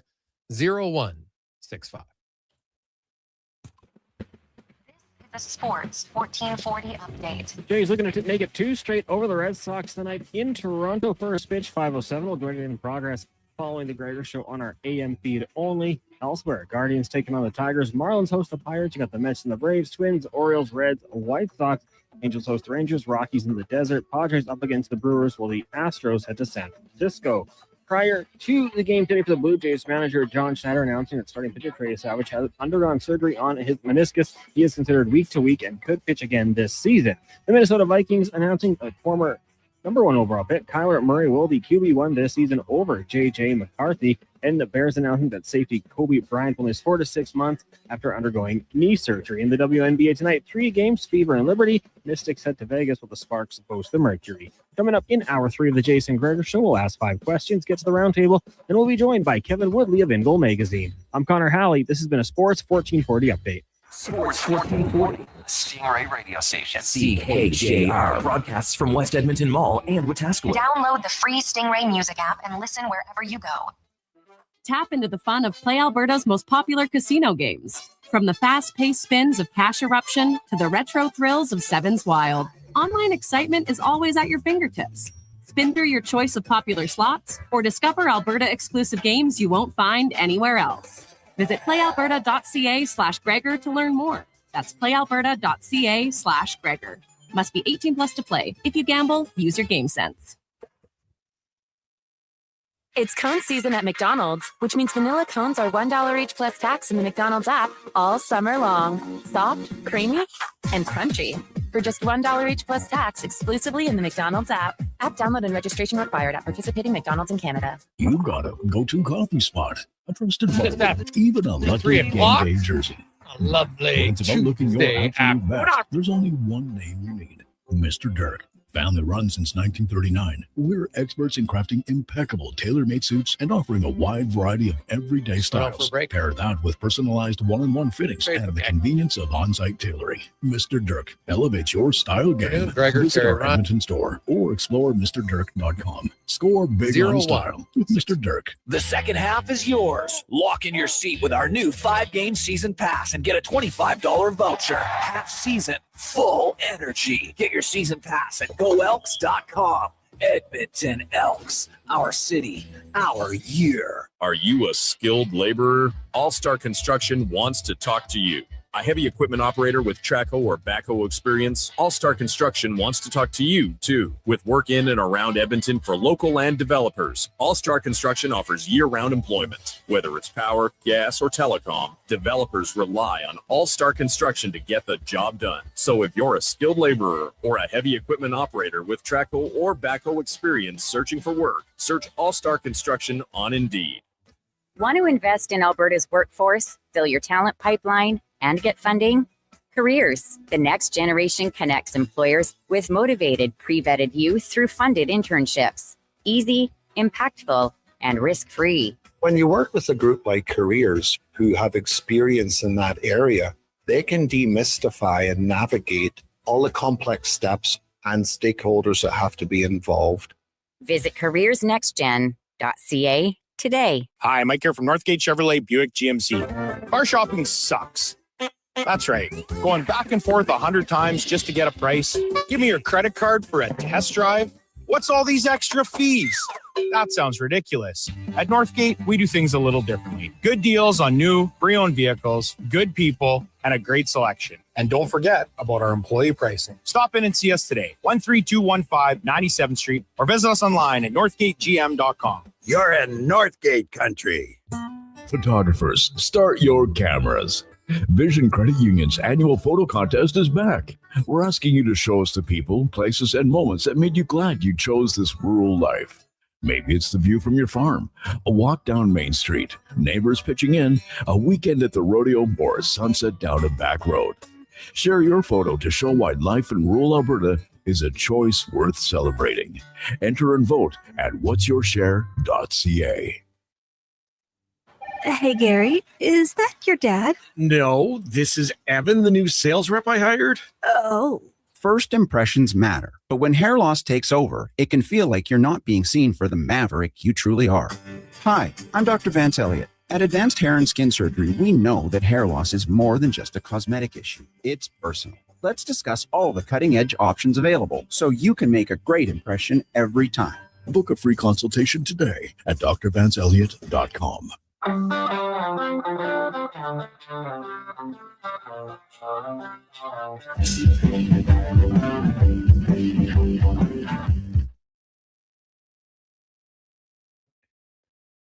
Portions of this hour brought to you by Papa John's. Papa John's is making Tuesdays better. Get 40% off pizzas at regular menu price. Enter promo code 40Tuesday at the start of each pizza order at papajohns.ca or on the Papa John's app. The Jason Gregor Show, the best of Edmonton sports talk and beyond. This is Sports 1440. Presented by PlayAlberta.ca, Alberta's only regulated online gambling website.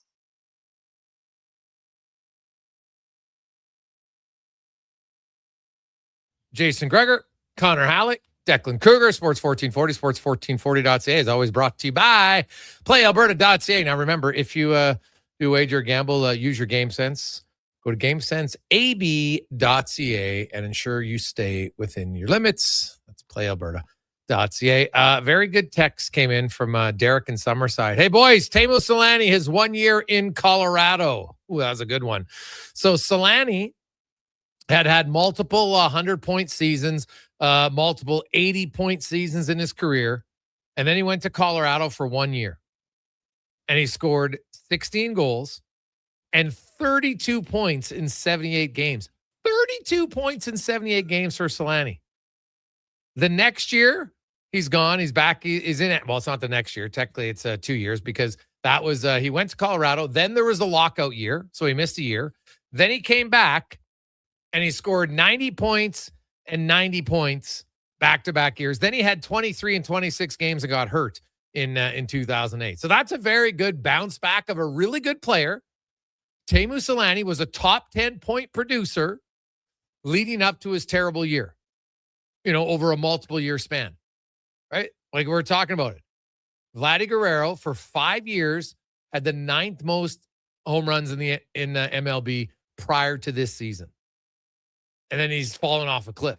Now, Cal Raleigh is a little bit different in the sense that, well, he never had like he didn't have a stretch of 5 down years. He had one unbelievable season, like ridiculously good, right? And so it's still a surprise that he's fallen off this bad. But for like ask Mariner fans, I'm sure they would attest to you that it's like, are you kidding me? Cal Raleigh, like what happened to the guy? You go from being a 60 home run, and even it wasn't even 1 year because he'd had, I think, 230 home run seasons prior to that. Right? He'd been really good. He'd just been building up, getting better and better. 27, 30. Now he had a big jump, so 60 probably wasn't going to happen again, but he should be at least back to a 30 guy. And he's at 12.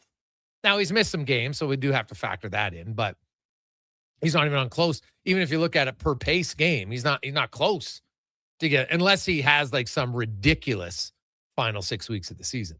But it's not just his home runs that are down, his doubles are down, RBIs are down, strikeouts, no, they're not down. His batting average has plummeted. Now, he was never a great hitter, right? Like 230, 220, 247, 161, $161. Oh my God, it's awful. His on-base percentage is way down. Like every part of his game is down in Cal Raleigh. And he had 4 years of pretty consistent hitting too. So yeah, I think both of those guys, you're like, I'm sure fans are like, what the hell is going on?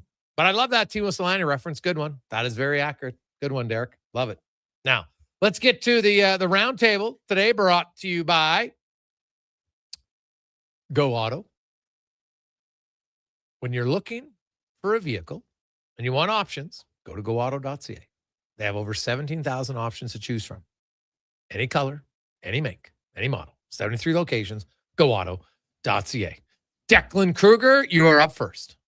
Yeah, this one stems from a debate that we had on the lowdown today. Didn't have a chance to completely get into it the way I thought we might. It kind of happened at the end of a segment, but we were talking about the 2012 NHL draft class, who would go number 1 in a redraft, and it kind of turned into, who do you like, Connor Hellebuyck or Andrei Vasilevskiy? And I tend to be in the camp of Vas. I think that Connor Hellebuyck, obviously winning the Hart, I didn't feel he deserved it, but that's neither here nor there. Incredible individual accolade, but I think if you put these two together side by side and say, which career are you picking? You're taking Vas's all day. So I'm going to leave that with you two, but between Andrei Vasilevskiy and Connor Hellebuyck, give me Andrei Vasilevskiy. Yeah, I mean, Connor Hellebuck's been great. The MVP award did surprise me as well. I remember that he was at his lake, and they brought the trophy out to him. But the questions have always been there when it matters. What is he going to do? And we've seen him be very good in big situations. The Olympics, I think it was the series against the Oilers, kind of that weird one where they ended up losing in 4 straight.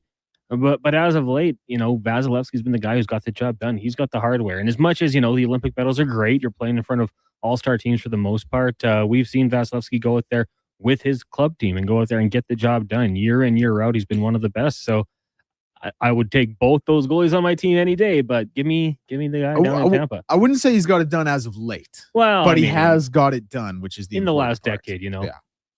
Multiple times. So if you look, there's only 2 goalies in the NHL who have started over 500 games since 2017-18, and that is Hellebuck and Vasilevsky. They're also the only 2 that have over 300 wins. And, you look at Vasilevsky and Hellebuck. Now, Hellebuck's actually started more games than Vasilevsky over that time, 536 to 507. Save percentage, Hellebuck, 916. Save percentage, Vasilevsky, 917. Goals against average, 257 Hellebuck, 248 for Vasilevsky. Shutouts, 39 Hellebuck, 38 Vasilevsky. They're pretty even in lots of categories. Now, if you get to the playoffs, it's a different beast, no question. I will say that Vasilevsky, I don't think there's much discussion or debate in that time, has been on the better team, right? There's no Victor Hedman in Winnipeg. I like Josh Morrissey. He ain't Victor Hedman, right? I think that's fair to say. And so I don't. It's hard for me to go with Hellebuck simply because in the playoffs he's had some horrific opportunities. Because Tampa Bay since 2017-18. They have the most points in the NHL at 400 with 434 wins. Winnipeg, meanwhile, is down. Their 9th most points in the NHL. But if you look at Hellebuck's record, I think in the regular season, it's close. And I might even give Hellebuck the advantage in the regular season. But Vasilevsky in the playoffs, you got to take it. So back to the original question. You guys both agree then. 2012 redraft, Vasco's number 1. Yeah, who's the other one? Who's the best skater? Hellebuck was really Philip Forsberg, probably the best skater. Linus Ullmark, but it was really between Vass and Hellebuck. Yeah. I think for 1 and 2. Well, if you now a redraft, sure, because of the power of hindsight, but it's rare to take a goalie number 1 overall, right? So now, hey, Yakupov, wasn't it definitely was not great. There's no real dominant. There's not one player from that draft class who's a point a game guy. Not one. The highest scoring defenseman is Morgan Riley with 549 in 951 games. So yeah, I think most games is Cody Ceci from his draft class. Yeah, I believe so. So yeah, it is. It's not the now Jacob Slavin's pretty good from that class, but if we look at it, it's almost impossible to think there's a player that's better than Vasilevsky, but it is him. And Hellebuck was but if you look at draft value, Hellebuck's been a better draft value because he was a 5th rounder, whereas Vasilevsky was still a 1st rounder in that class. But yeah, you would, in hindsight, you'd look back and say, yeah, Vasilevsky would have been number 1. Hellebuck would have been number 2. But when Hellebuck got drafted, he was playing for the Odessa Jackalopes in the NAHL. There was no way anybody's taking him 1st overall. It's a great example of, it's when you're drafting 17 and 18-year-olds, it's really hard to know what's going on, especially for goaltenders. But he was playing in the NAHL back then in 2012. And by the way, that was his 2nd year of draft eligibility in 1993. What a pick for Connor Hellebuck. So that was a pretty good class because Vasilevsky is a 1994 and Hellebuck's a 1993. I'd love to hear the scouts who drafted him, what the pitch was. He's a year 2 guy playing in Odessa, Texas, home of the Permian Panthers from Friday Night Lights. Yeah, Booby Miles. What a pick! What a pick that was. I'll jump to mine quickly. I know we got to get to Woodley in a sec here, but the NFL announcing that in week 6, we've got the Seattle Seahawks are going to wear their retro, think Steve Largent jerseys against the Denver Broncos. Are going to wear their orange throwback jerseys, think Steve Atwater, John Elway. Why do we not see this more in pro sports? Like, this is going to be awesome. And I know the color rush kind of ruined it because they always go in like stupid jerseys, but like to have two teams like this go with a sick throwback. Would you guys not like to see the Oilers wear their orange and the Flames wear their red? Maple Leafs in the blue versus the Canadians in red? Heck, go to different sports. Go to the association deck. Give me the Lakers yellow versus the Celtics green. Like, these types of jersey matchups for the nerds, the geeks like me that love this stuff are unbelievable. It's going to be hyped going into it. We're going to get some great pictures. I know for the most part you don't do it. You want to have the home team and then one team wearing the white jersey, but I don't know, you guys. I think every league should look into this a little bit more and have some of these great uniform matchups. The retro is a nice touch, but we could do it in every league. So you just mean color on color? Color on color, Yeah. dark uniforms, yeah. It's cool. Don't get me wrong, but I'm one of the guys who's in the camp. Like, I've never cared enough for it to matter to me. You know what I mean? Like, I'm gonna You're watch not a the nerd. game. You're Yeah, not a jersey like, nerd. I'm just Yeah. Listen, when I'm playing Madden, it's cool to throw two teams in the alternate jerseys, but when I'm actually watching the game as a fan, it doesn't affect it for me. But there's only certain alternate jerseys you can go against, right? Totally. Yeah. Totally. So that makes it challenging. You can't do Blackhawks and Red Wings. Yeah. Right? Like, So there has to be you're still going to have to pick certain time. But I can understand why you would do it, because if you're only doing it, once a year for each team, it's so minimal that it would appease the jersey nerds like Conman and Mark Mageau and others who would be all over it. And other fans would be like, oh, you know what? I don't mind that look. Right? We saw it at the Olympics. Quite liked it. So yeah, I'd have no issue with doing it. I'd actually kind of like to see it. It adds something different in a long season when you have that many games. I see no reason to do it. Just like the back-to-back, but it's the NHL, so they probably Lakers versus Celtics is one. Like, that's a Be classic. clean. But I was feel trying to think of, like- I feel like they do it I'm not going to say regularly, but they'll mix it in. I think especially with all the jersey combinations the NBA has, I think they do it. Obviously, you see it in Major League Baseball as well, but man, I love it. The Seahawks and Broncos jerseys are so clean. I think the NHL embracing that a little bit, especially, you don't have to do it with the Ducks or anything like that. Who cares about those teams? But like the classic, the original 6, the teams that have these great logos or great uniforms in the darks, I think it'd be awesome. 4:19. When we come back, Kevin Woodley will join us on the Gregor Show, presented by PlayAlberta.ca. They're going all out to earn your business at Wolf GMC Buick. Right now, they're seriously overstocked on over 400 pieces of inventory on clearance and ready to move. See for yourself. Click on the clearance tab at wolfgmcbuick.com. And it gets even better. Employee pricing continues with huge cash discounts, 0% purchase financing, and low lease rates on select vehicles. Once again, see their website for details or stop in today. Wolf GMC Buick. We're making it easy. At Papa John's, we know it's not just a pizza. It's a family gathering. Happy birthday, a special celebration, or just a sigh of relief at the end of a busy day. For a limited time, get large one-topping pizzas for only $14.99 each on original, thin, or New York-style crust. Use promo code L1499 at papajohns.ca or on the Papa John's app. Get yours today. Better ingredients, better pizza. Papa John's. Legacy Heating and Cooling is serious about cooling. In fact, we offer multiple ways to cool your home. So you better call Legacy. Call Legacy. If you're looking for traditional air conditioning, we got you. Call Legacy. Call Legacy. Or ask us about a heat pump to help you heat and cool. Call Legacy. Call Legacy. Cool with AC or cool with a heat pump. Cool your home with Legacy Heating and Cooling. Come on down to the Brick. The Price is Right live event is on now. Enter in-store for your chance to instantly win from over $1 million in prizes. No purchase necessary. Then shop incredible savings throughout the store, like up to $2,220 off select sectionals, up to 40% off select mattresses, up to 20% off select major appliances, and up to $600 off big screen TVs. Plus, finance with 0% interest and equal monthly payment on qualified purchases. These offers end August 12th. The Brick, saving you more.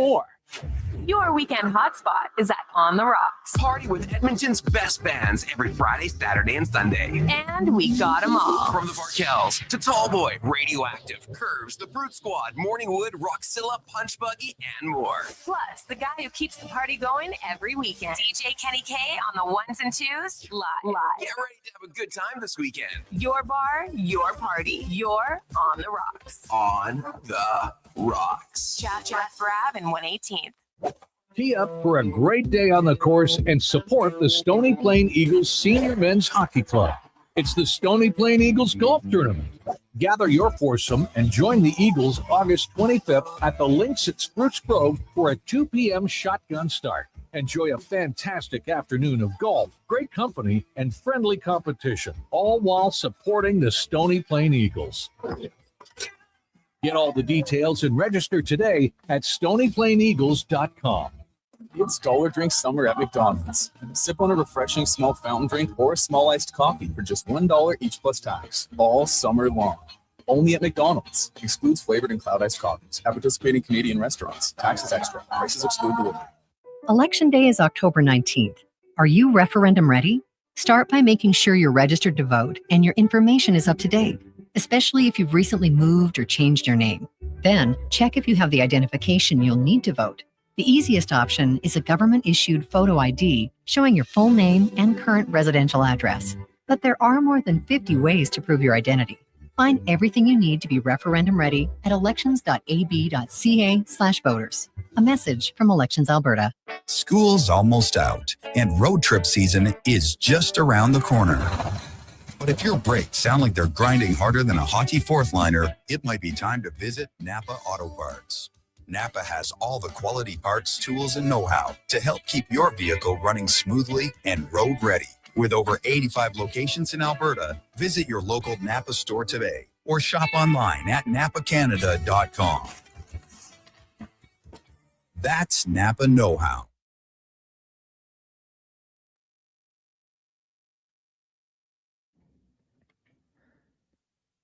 Portions of this hour brought to you by Japa Machinery. Rent it, run it, get it serviced. Japa Equipment Rentals has you covered from their shop to your job site.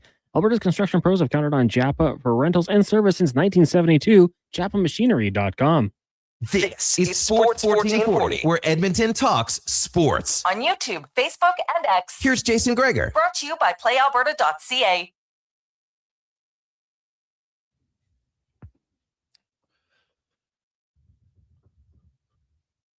Collins, is that from Charlie Brown? Christmas? It sure seems like it's a Charlie Brown rattling on the ivory keys there. Probably not, though. Ray Charles. That's Ray Charles. Ray Charles. But it does remind you of the Charlie Brown, does it not? Where he's playing that. I know it's a different tune. Dun, dun, dun, dun, dun, dun, dun, dun. Right? When I first Everybody picked it, knows I was like, this is familiar. So I ran with it. But yeah. That's what it reminded me of. I know it's not the same. No disrespect to Ray Charles. It's obviously elite, but that reminded me of Charlie Brown. When it was actually Snoopy who was playing the piano in that one, right? And I can't remember which character it was who was just kind of, well, they were all kind of some classic dancing in that scene. If you know, you know, and many of you know. Welcome back. It is the Gregor Show presented by PlayAlberta.ca. Some news for the Jays game tonight. Okamoto will be out tonight for the Toronto Blue Jays. He is he's being removed from the starting lineup. He has left knee contusion. So it looks like McAdoo is going to lead off, then Bateman, Guerrero Jr., Springer, Kirk, Clement, Jimenez, who's on fire lately, Straw, and Lucas, and of course Dylan Cease is starting tonight, and he has been he's been very good. Chase Lee is also being activated as Talon has right forearm tendonitis and will be placed on the 15-day DL. So there you have it.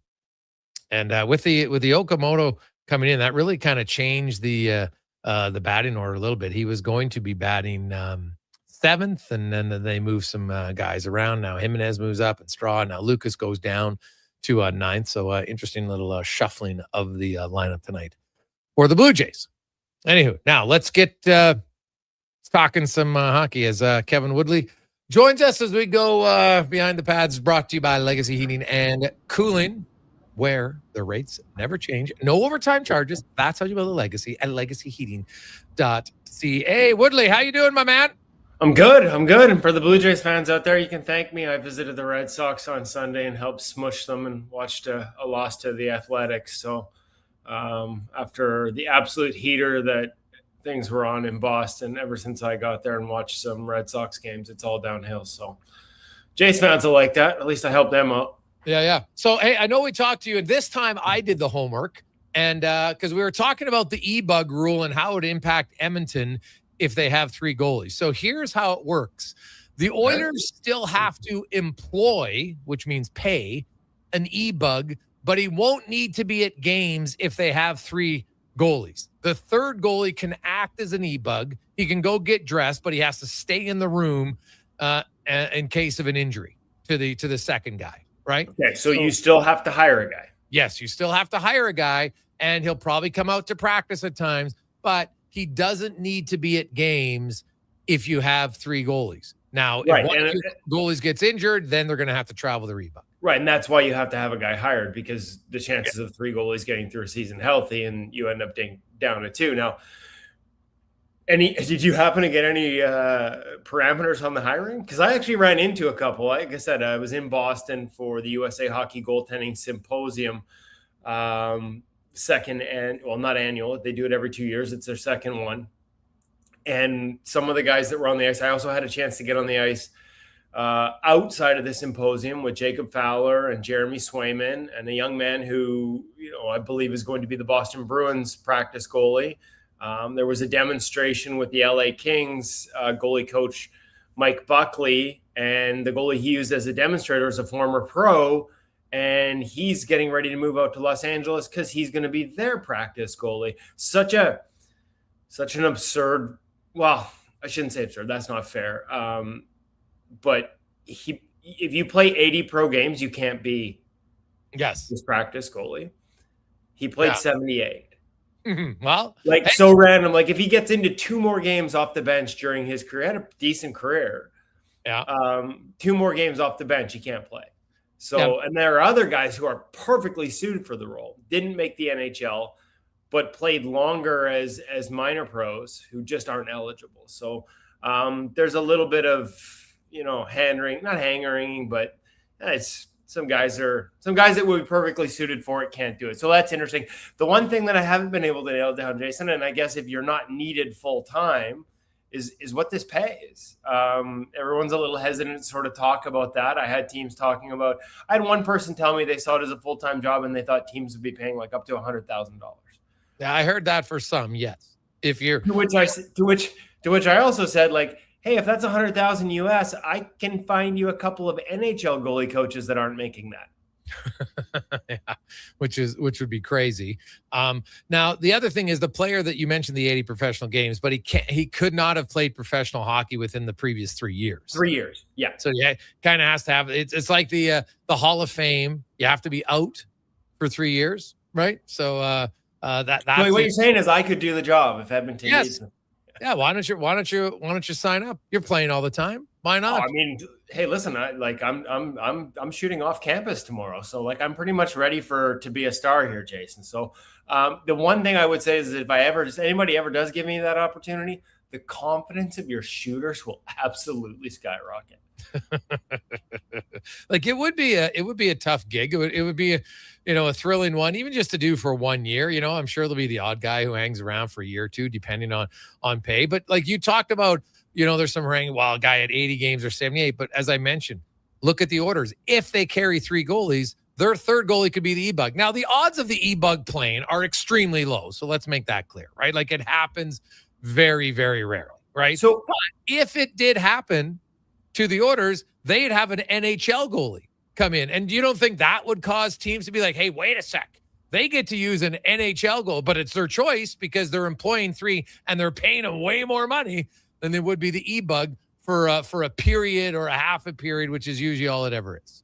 Yeah, but honestly, like any team carrying 3 goalies could have done this forever. And there have been teams. So I don't know why anybody would complain about it. It's just there's never been most teams to the cap, especially when it was when it was sort of shrunk there coming out of the or limited in its growth coming out of the pandemic, most teams just would never carry 3. But it's not like that's a new rule. You've always been able to do that. If you have 3 goalies on the roster, you're allowed to dress a guy after one get hurt. So that's, that part's not new. Now, interesting though, I've talked to some people that have done the job, and I would suggest that on a practice situation, there would still be a benefit to having your paid practice non-NHL e-bug guy available for practices, because the work they quite often do is stuff that frankly no NHL goalie wants to do.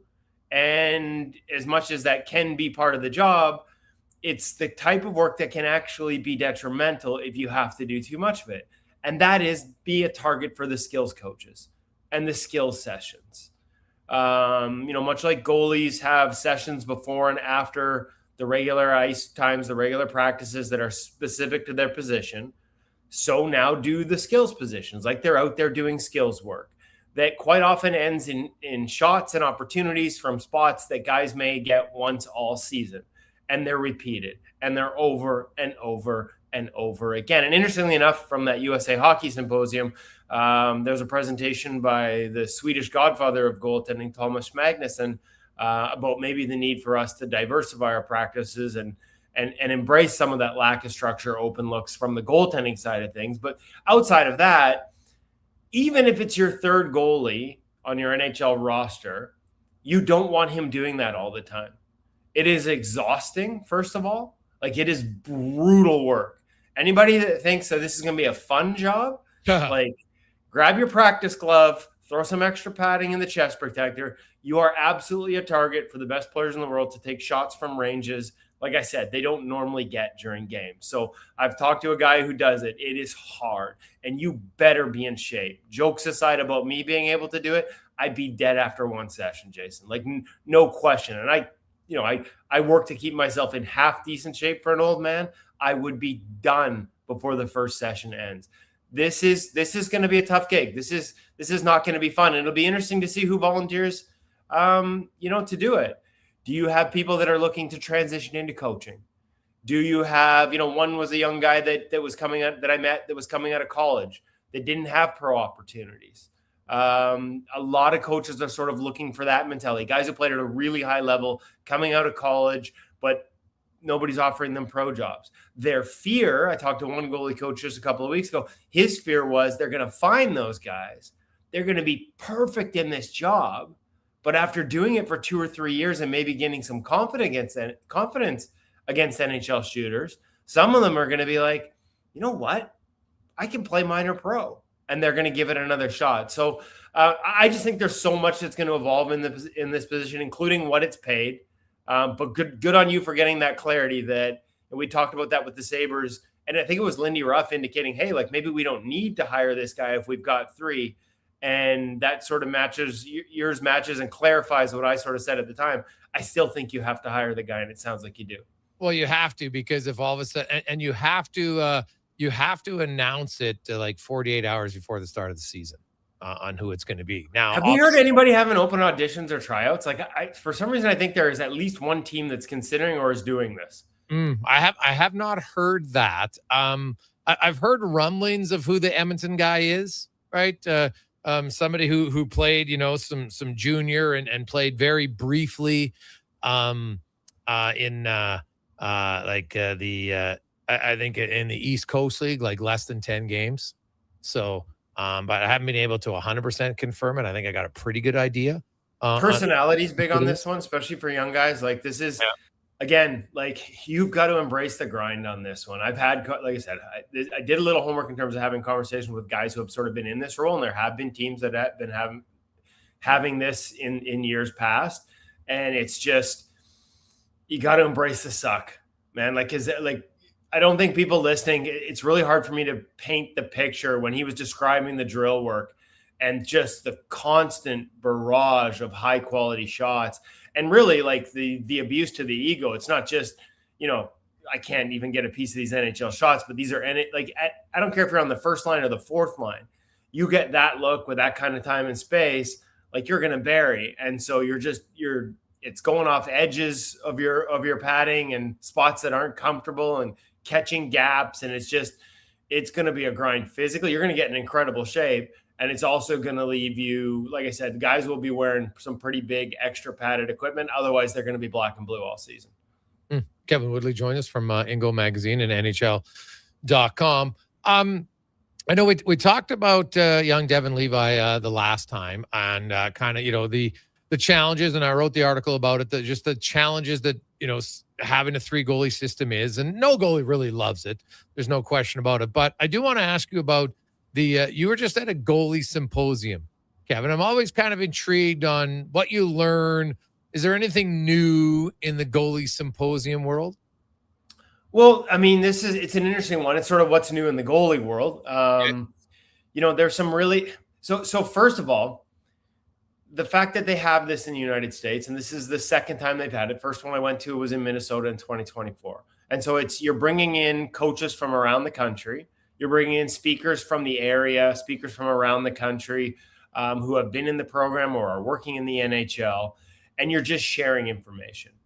There was a presentation, like I said, from Thomas Magnusson, who recently in the last couple of years retired and stepped down as the director of the Swedish Goaltending Federation. He brought his replacement, Stefan Lahti, who's been a part of the national team in Sweden for years. He brought him with him, and he gave a presentation on sort of skills and everything.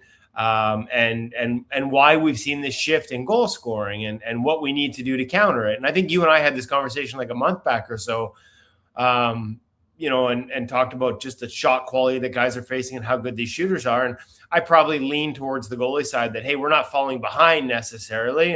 And Thomas actually said, yeah, we are. And we need to figure out how to get better because they have passed us. The shooters are finally doing the work that goalies did for 20 years. They've passed us clearly. Yes, the game is changing. No defensive defensemen and all this emphasis on quality shots. And so our stats are going to come down. But at the end of the day, these skilled shooters with time and space are finding ways to deceive us and exploit us. And so how do we get better? And one of their arguments was that we need to get out of that quote unquote goalie school mentality. Yes, you can still run drills. You should not be scared. And drills that build specific skills and movement patterns and efficiencies in your game, but don't be scared of the really tough stuff. Like, don't be always pumping shots into the belly at the end of those drills. Let shooters shoot to score. And more particular that he outlined, the need to have these drills have, or elements of at least, game-like situations. So that goalies can start to connect the patterns, as Mitch Korn would always say, rather than just solve that drill and be in the right spot at the end of it to have a coach pump it into his belly and make a smother save. So that was one of the big ones.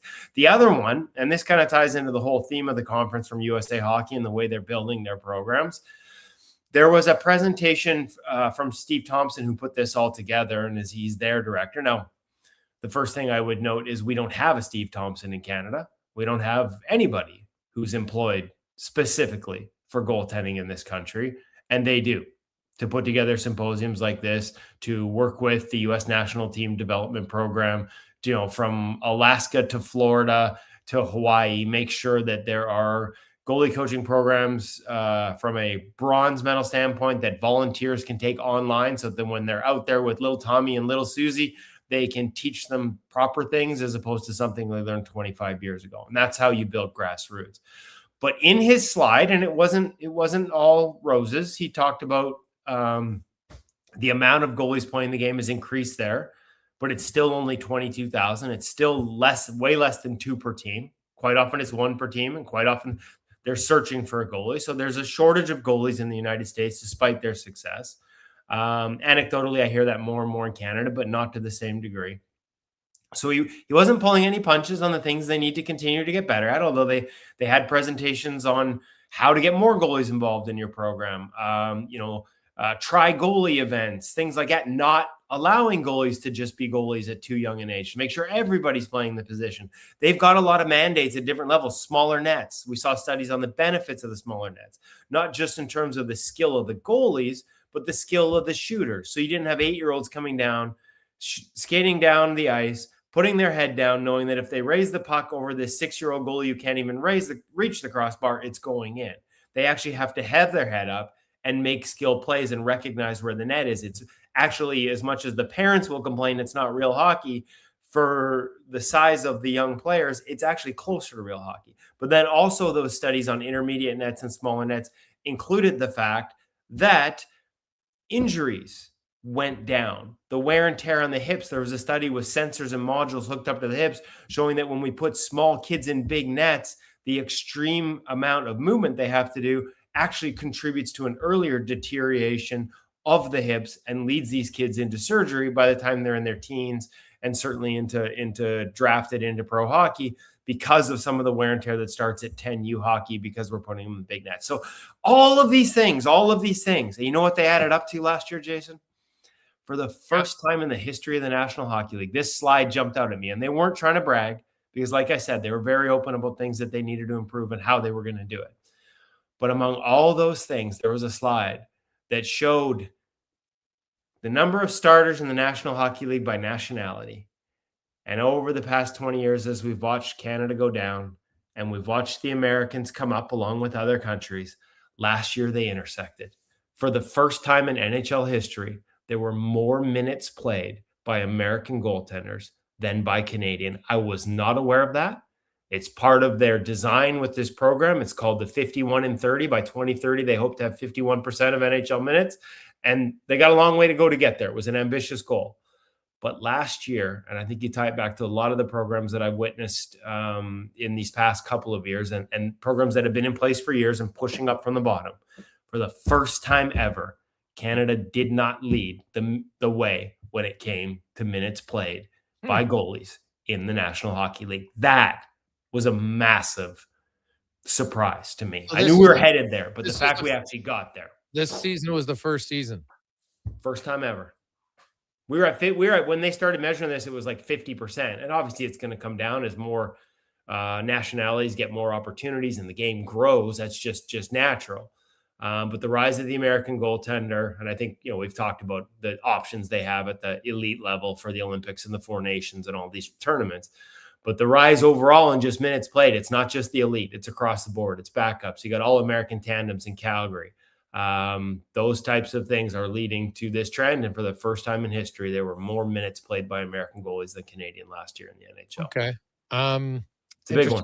Which is funny. Kevin Woodley joined us, which was leading to my question. I was wondering in your symposium, Kev, if anyone ever talks about at the grassroots level, because the truth of the matter is there's not enough coaches who really understand the position. I'll put my hand up. I'm lucky enough that I have Dean, a guy I've gotten to know who is a goalie coach, and so I get him to come out to a few times, and then I work with us, and then we follow what he does, and it comes out about every 3 or 4 weeks because obviously he can't come out all the time.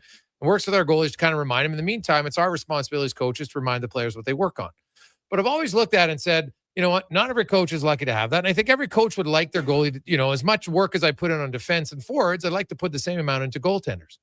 But there's not a lot of easy things out there. Like, give me the basics for U13. I don't need the grandioso stuff. I think people overthink it. There's lots of basic stuff that could be handed out. And I find that, associations should be doing this, right? It's hard enough to get volunteers to coach. It's even harder to get volunteers who know the goalie position properly, not the goalie position that they played 40 years ago, because it's irrelevant. Like, it's not even the same, right? Like, the goalie be like, what are you talking about? Like, it's not remotely the same. But I haven't found, now maybe I'm not looking in the right spot, but do you know, is that something that's ever talked about? Because if you want to improve it, you want to get more goals, then you need them to get better things to work on. And I don't care if they're tier 1 or tier 2 or AA at U11, 12, 13, 14. Stop putting all the eggs in baskets of a few goalies in the AA and AAAs and everybody, and no one else gets it. Because we were just talking earlier, Connor Hellebuck was drafted in the 5th round in 2012. We're going back. Who's the best player? If you redrafted 2012, Vasilevsky and Hellebuck would be 1-2. And Hellebuck was playing for Odessa in the NAHL that year. It was his 2nd year of draft eligibility. So he technically was a 12th rounder. Connor Hellebuck, before he got the opportunity at Odessa, was going to stick and puck to work on his skating by himself without a goalie coach to prepare for that opportunity. He was not in any of these programs. Yeah. And so we, in Canada, we funnel down. This is part of the, this is part of the argument, part of the discussion. We funnel down to these elite guys at such a young age. That doesn't mean they're going to be elite when it matters. I shouldn't say when it matters. It doesn't mean they're still going to be the best when they're 20, but we sort of, once they've done it, we keep them in the program. That's definitely an issue. But let's rewind. I loved your point about the need to have even simple, basic coaching access. So somebody on the ice who can help the goalies in a positive way, help them get something out of those practice sessions. And they're not there down there either, right?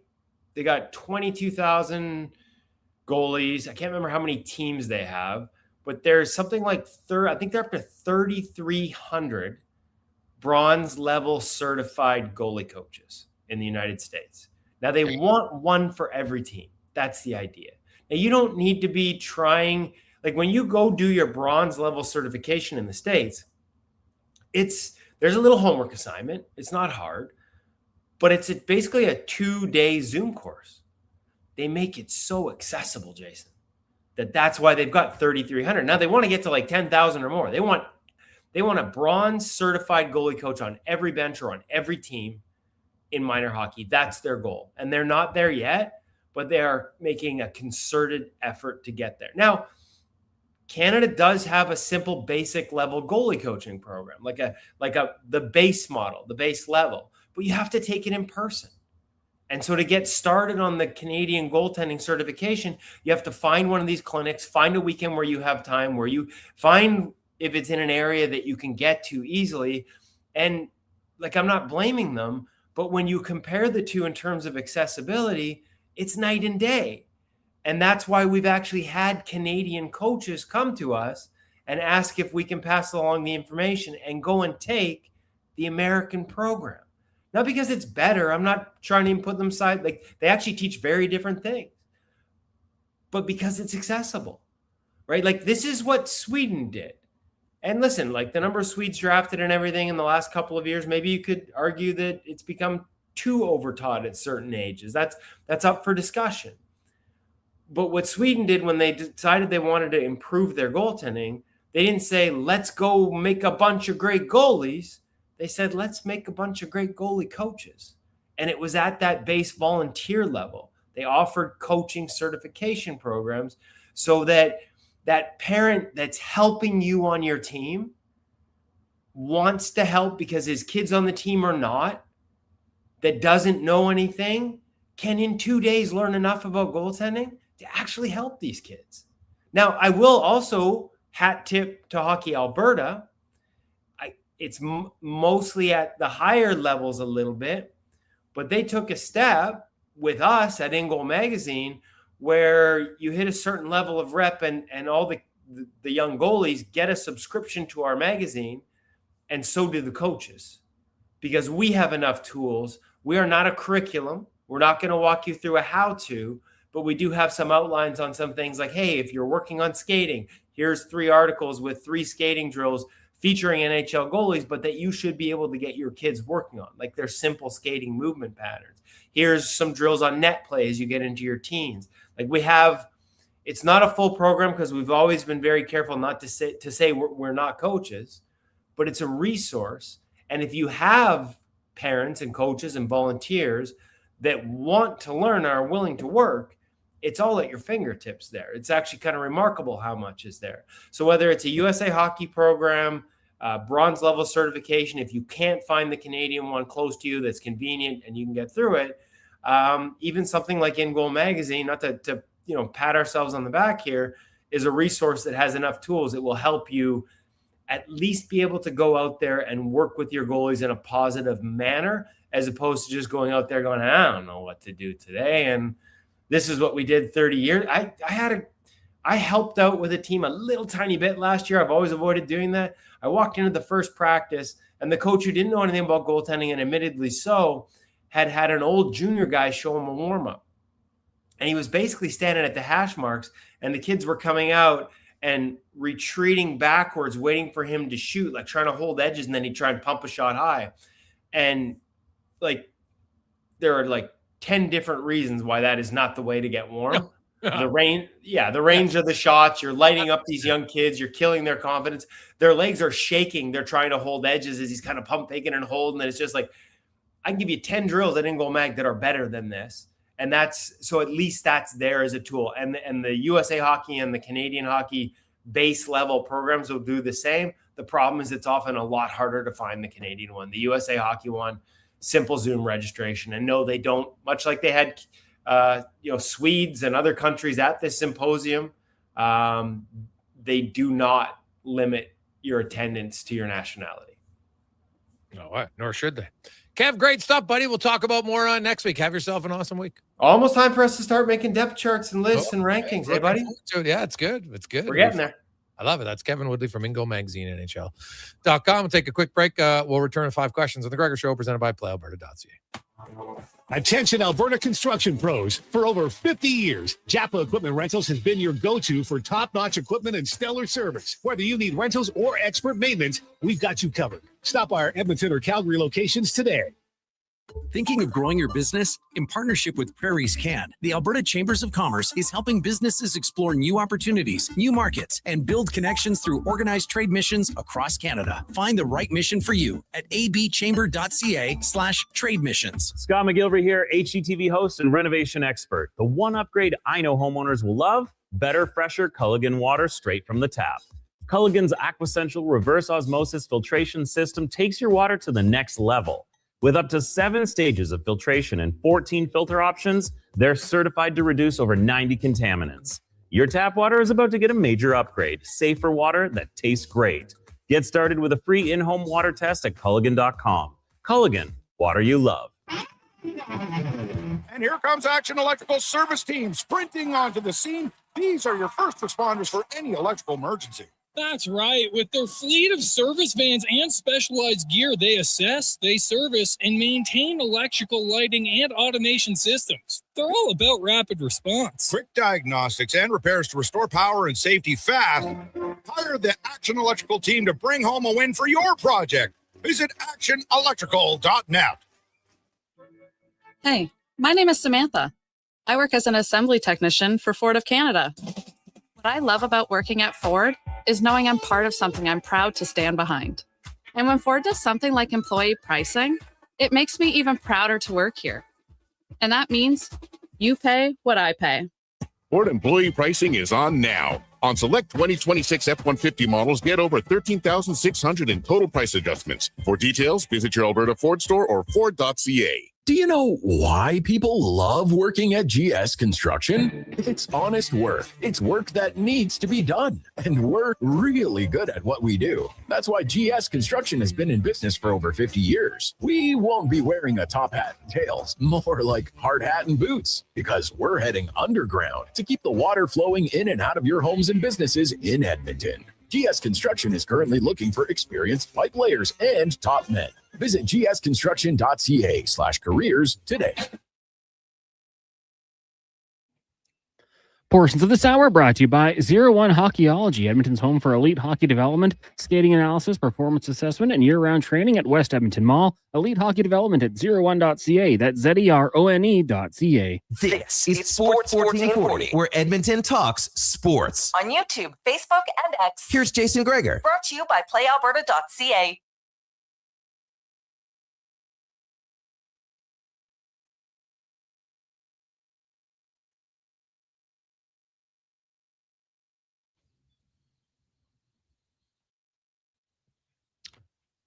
We continue through Tuesday afternoon. Man, it's almost 3 hours in the show. Holy cow, time is flying by. And you have 2 days left. It is the Gregor Show, presented by PlayAlberta.ca. Time for 5 questions, and 2 days left as the Brick does their live Price is Right 5-day deals. You got a few days left where you want to get in because you can win over $1 million in prizes. They're giving away mattresses, appliances, big screen TVs, and more. No purchase necessary. 1 in 10 will be a winner. So stop in today or tomorrow at The Brick and thebrick.com. It's time for 5 questions on the Jason Gregor Show. All right, Jason, question number 1. Of course, we have seen a little bit of a drop-off for Justin Rankin and his rushing yards since that great start to the season. How many rushing yards do you think he will finish with this year? Ooh, good question. So I think he's going to finish with like. The good news for them is that last game of the season against Saskatchewan, they're probably not going to rest guys. Could be a huge game. So I'll say he finishes with 1,405. Ooh, that'd be a good season for him to keep that going. That'd be only behind Diedrich Mills from last season. I'll have him a little bit lower. Like, I think the key to victory is getting this guy going, and the Edmonton Elks need to realize that 7 carries. I've been kind of banging that drum. Like, this guy should be getting 20 touches, whether it's going to be receiving or rushing. So I'll have him a little bit lower. Give me 1,250 went for rushing yards for Justin Rankin this year. I'm hoping they ramp it up and get it going, but I guess we'll have to wait and see. Question number 2. What is one reason you think the Jays can jump into a playoff spot this season? Oh, God. One reason? Ooh, geez. Because there's not many good teams. So that'll be my one reason. You don't have to be great to jump into a playoff spot. But right now, man, Texas is leading them, and Texas has the best schedule down the stretch. So it's going to be hard. No, it was a good answer. I mean, my first thought is the Bats haven't been great, and maybe they'll get going. Like, they couldn't be much worse outside of that series with Philly, where they did start to come alive a little bit, scoring at least 5 runs in each of their games, even though 2 of which went to extra innings. The Bats can't be much worse. So if they can find a way to get that going, I think maybe they can go on a bit of a run here. Question number 3 for you. The Bills built their new stadium, $2.1 billion. And I know it's 2026 and everyone complains about everything, but it seems like we've got a lot of criticism about sight lines and scoreboard and all that. My question for you is, what is the worst stadium, arena, field, thing of that sort that you have been to in your life? Go ahead.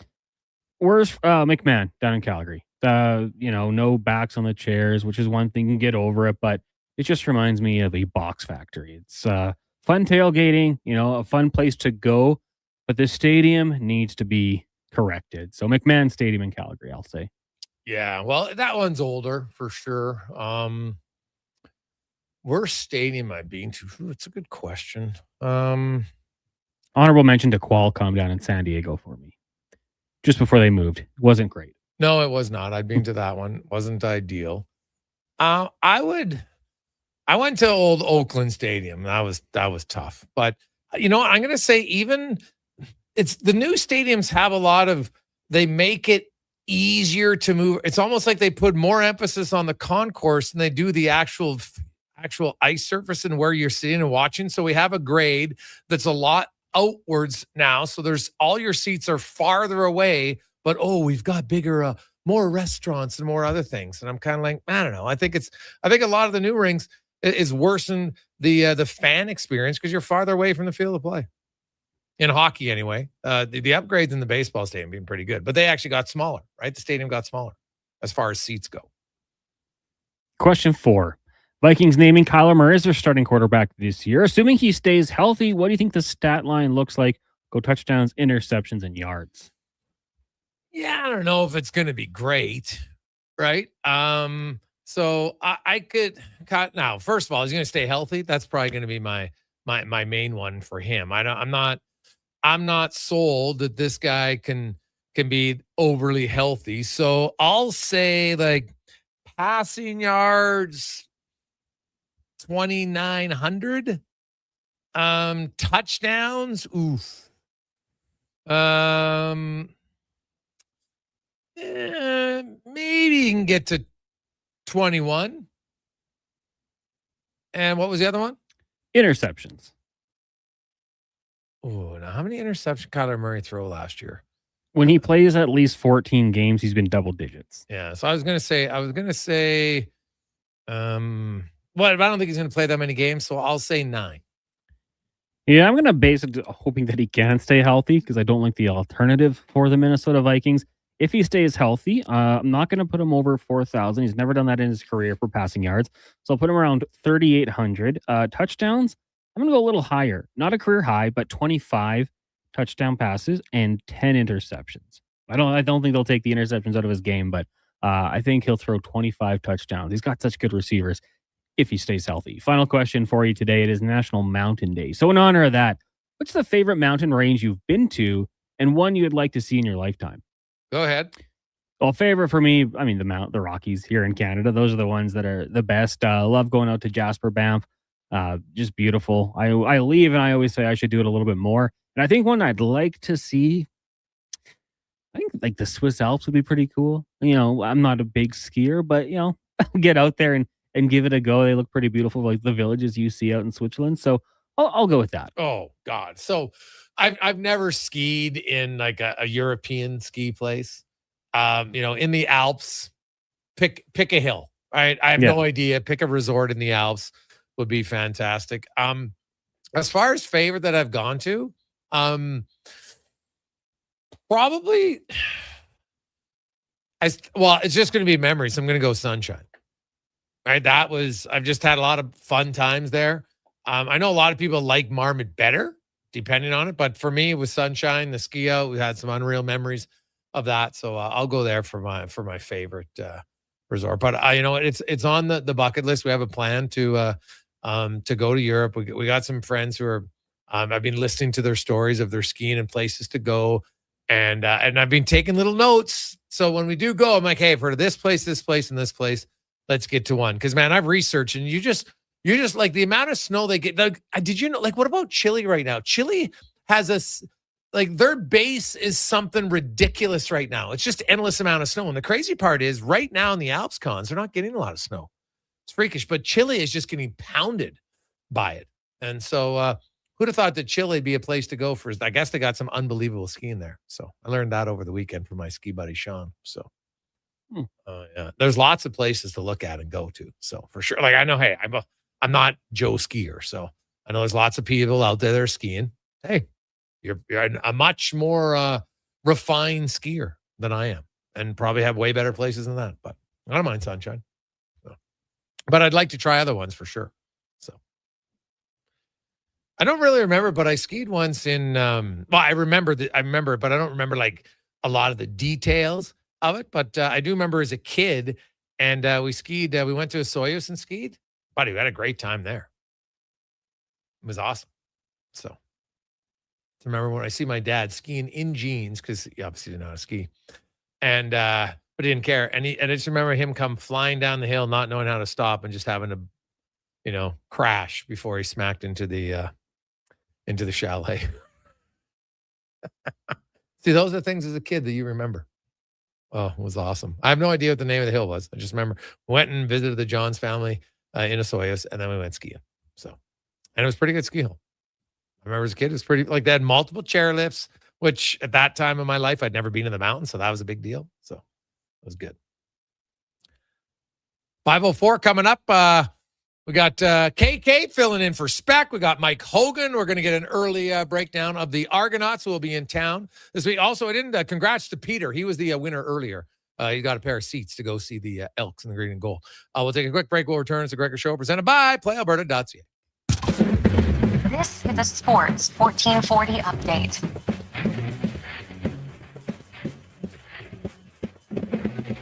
Sports 1440 update brought to you by Northgate Chevrolet Buick GMC. If you're looking for an awesome deal, you have exactly 20 days left.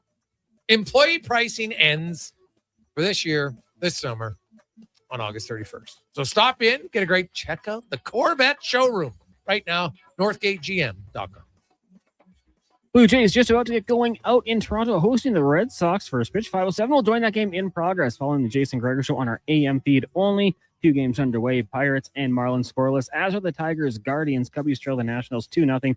Heading into the second later on tonight, White Sox, Reds, Phillies in St. Louis. The Diamondbacks host the Rockies. Brewers get the Padres, Athletics, Rays, and the Royals in Los Angeles taking on the Dodgers.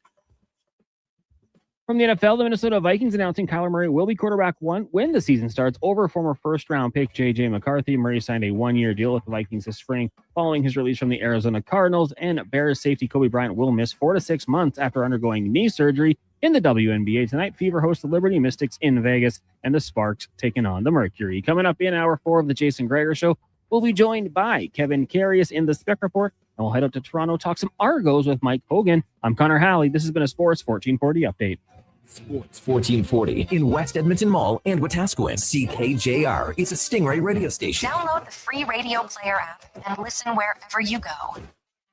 Tap into the fun of Play Alberta's most popular casino games. From the fast-paced spins of Cash Eruption to the retro thrills of Sevens Wild, online excitement Play is Alberta. always at your fingertips. Spin through your choice of popular slots or discover Alberta-exclusive games you won't find anywhere else. Visit playalberta.ca/Gregor to learn more. That's playalberta.ca/Gregor. Must be 18 plus to play. If you gamble, use your game sense. It's cone season at McDonald's, which means vanilla cones are $1 each plus tax in the McDonald's app all summer long. Soft, creamy, and crunchy. For just $1 each plus tax exclusively in the McDonald's app. App download and registration required at participating McDonald's in Canada. Expand your brand with Fusion Promo Marketing. Fusion is your trusted partner for all things branded merch and apparel. Thousands of products perfect for businesses, sports teams, and corporate events. Fusion with a Z. Promomarketing.ca. Wow, get ready for a silly hockey fans. Your partner in power just skated onto the ice. EWEL.ca, the new e-commerce website for electrical wholesalers Edmonton, is ready for the power play 24/7, 365. UL skates to where the puck will be in 5 years. Now that's forward thinking. Killer selection, slamming products from the best brands, and legendary service. Don't sit on the bench. Get your account today at EWEL.ca and win that project. Plug into your partner in power. Get an EWEL.ca account today. Tee up for a great day on the course and support the Stony Plain Eagles Senior Men's Hockey Club. It's the Stony Plain Eagles Golf Tournament. Gather your foursome and join the Eagles August 25th at the Links at Spruce Grove for a 2 p.m. shotgun start. Enjoy a fantastic afternoon of golf, great company, and friendly competition, all while supporting the Stony Plain Eagles. Get all the details and register today at stonyplaineagles.com. Thinking about switching vehicles? Think Subaru. The Subaru Crosstrek was named the 2026 Auto Trader Best Subcompact SUV. And once you drive it, you'll understand why. With impressive fuel efficiency, legendary Subaru symmetrical full-time all-wheel drive, and generous ground clearance, the Crosstrek is ready for your Monday commute and your Saturday adventure. This month, take advantage of loyalty rates as low as 0.49%. So, before you decide your next SUV, come experience the Crosstrek for yourself. Visit your local Subaru dealership today. Welcome to Uncommon. Kickoff is coming August 15th. Elks, Argos at Play Alberta Field at Commonwealth Stadium. It's Family Day presented by Goodwill Industries of Alberta. Youth 17 and under get in free for an early afternoon contest. Conditions apply. Tickets and info at goelks.com/tickets.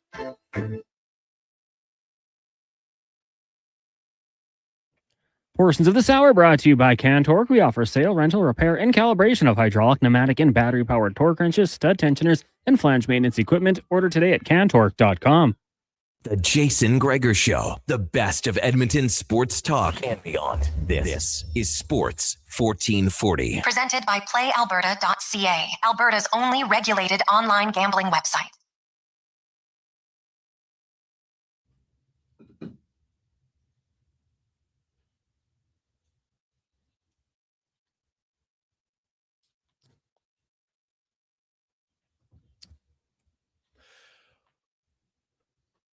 Just after 5 o'clock on a lovely Tuesday afternoon. How you doing?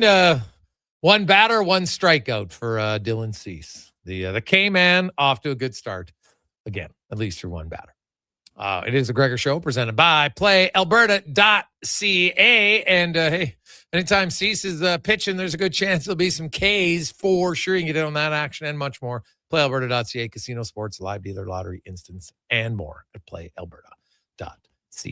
The Jays obviously in a fierce battle for the playoffs. They're entering a 2-week stretch where it's Boston, New York, Tampa Bay, New York, and in the same time, Texas, the head team currently who owns the final wild card spot. They play the Angels, the Athletics, the Nationals, and the Angels. So the Jays are going to have to play great and hope that some of those underdogs can find a way to get some wins. So we'll see. Now, let's get to the Carius Report, brought to you by GS Construction, and they are hiring. And, oh, buddy, you pipe layer, top man, great. Also, they're looking for a superintendent. I just want the title. Well, super, right? Just put it on your card. Super, nothing else. Be unreal. So, Apply today, gsconstruction.ca. Look up careers. As Kevin Carius joins us. KK, how you doing? Well, maybe I should look into that superintendent God, job you'd love thing. it. Hey, Oh, I like the title too, but I like Master Chief a little bit better. You know, that's Master just a little Chief. more. Yeah, Master Chief. You know, Do any jobs have a Master Chief? absolutely. Like think about GI Jane, SEAL training, all that. That's Master Chief, man. All right. I didn't know that that was her title in that film. Okay. Not hers. It would be the guy, Command Master Chief, the guy that put all those the soldiers through hell. That was the guy. All right. Oh, jeez, that's you got to be a real hard ass. I don't know. You're kind of soft. No. You're a little softy. You'd be offering them tomatoes and other things like that. So I don't know. No. You could be a Master Chief, just not a hard ass Master Chief. No, I would be hard. But look, I mean, I got the cucumbers going behind me. They're at an all-time high. We're gonna have some beautiful cukes here in the next few days. Can't wait. Ooh, I do like fresh cucumbers are good. Nice. Now, what else you got in Carius Garden? What else is growing? Swiss chard. We've got corn. We did all the peas. It was the best year for peas because of the rain. Lots of raspberries, lots of beets, lots of carrots, and potatoes. So, do you make mulligan stew with peas and carrots, potatoes? Not really. We just eat the peas in the shell because that's the best tasting, and they're nice and raw. Sometimes I'll make them. My mom used to make. You actually boil the whole pod in water, and then you take the whole pea pod and you slip. Yep. Well, that's.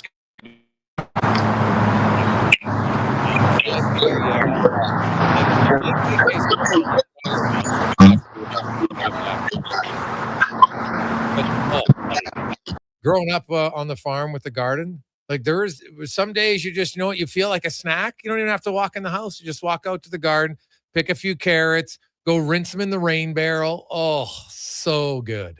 Oh, and fresh peas, amazing. Obviously strawberries, we had raspberries. I have to say that outside of all the cows and everything else, the fresh garden is definitely one of the things that you miss from the farm for sure. So see how that goes. Now, we had Ed Hervey on the show earlier today and said that, hey, overall, he's really liked his defense, especially with some injuries. Feels his offense, he did, thankfully he addressed it and said, hey, our red zone offense has been a problem, but we feel that if we can get that sorted out here down the stretch in the second half of the season, we can be a really formidable opponent. And, the numbers back it up. I know that the players have tried to downplay, which I've never really understood. It was like the order players telling us all year, no, it doesn't matter. We haven't won 3 in a row till the end of the season. Yeah, you know what? We could never win 3 in a row and get some momentum. Of course it matters. So, the Elks, I think you hurt yourself trying to downplay it rather than say, you know what? Yeah, we're working on it. We need to be better. Nothing else. Yeah, kind of what we were talking about yesterday, Griggs, in our first hit of the week. And I look at it this way. Wouldn't you rather have look at it this way? Wouldn't you rather be having the opportunities to be in the red zone as compared to not moving the ball?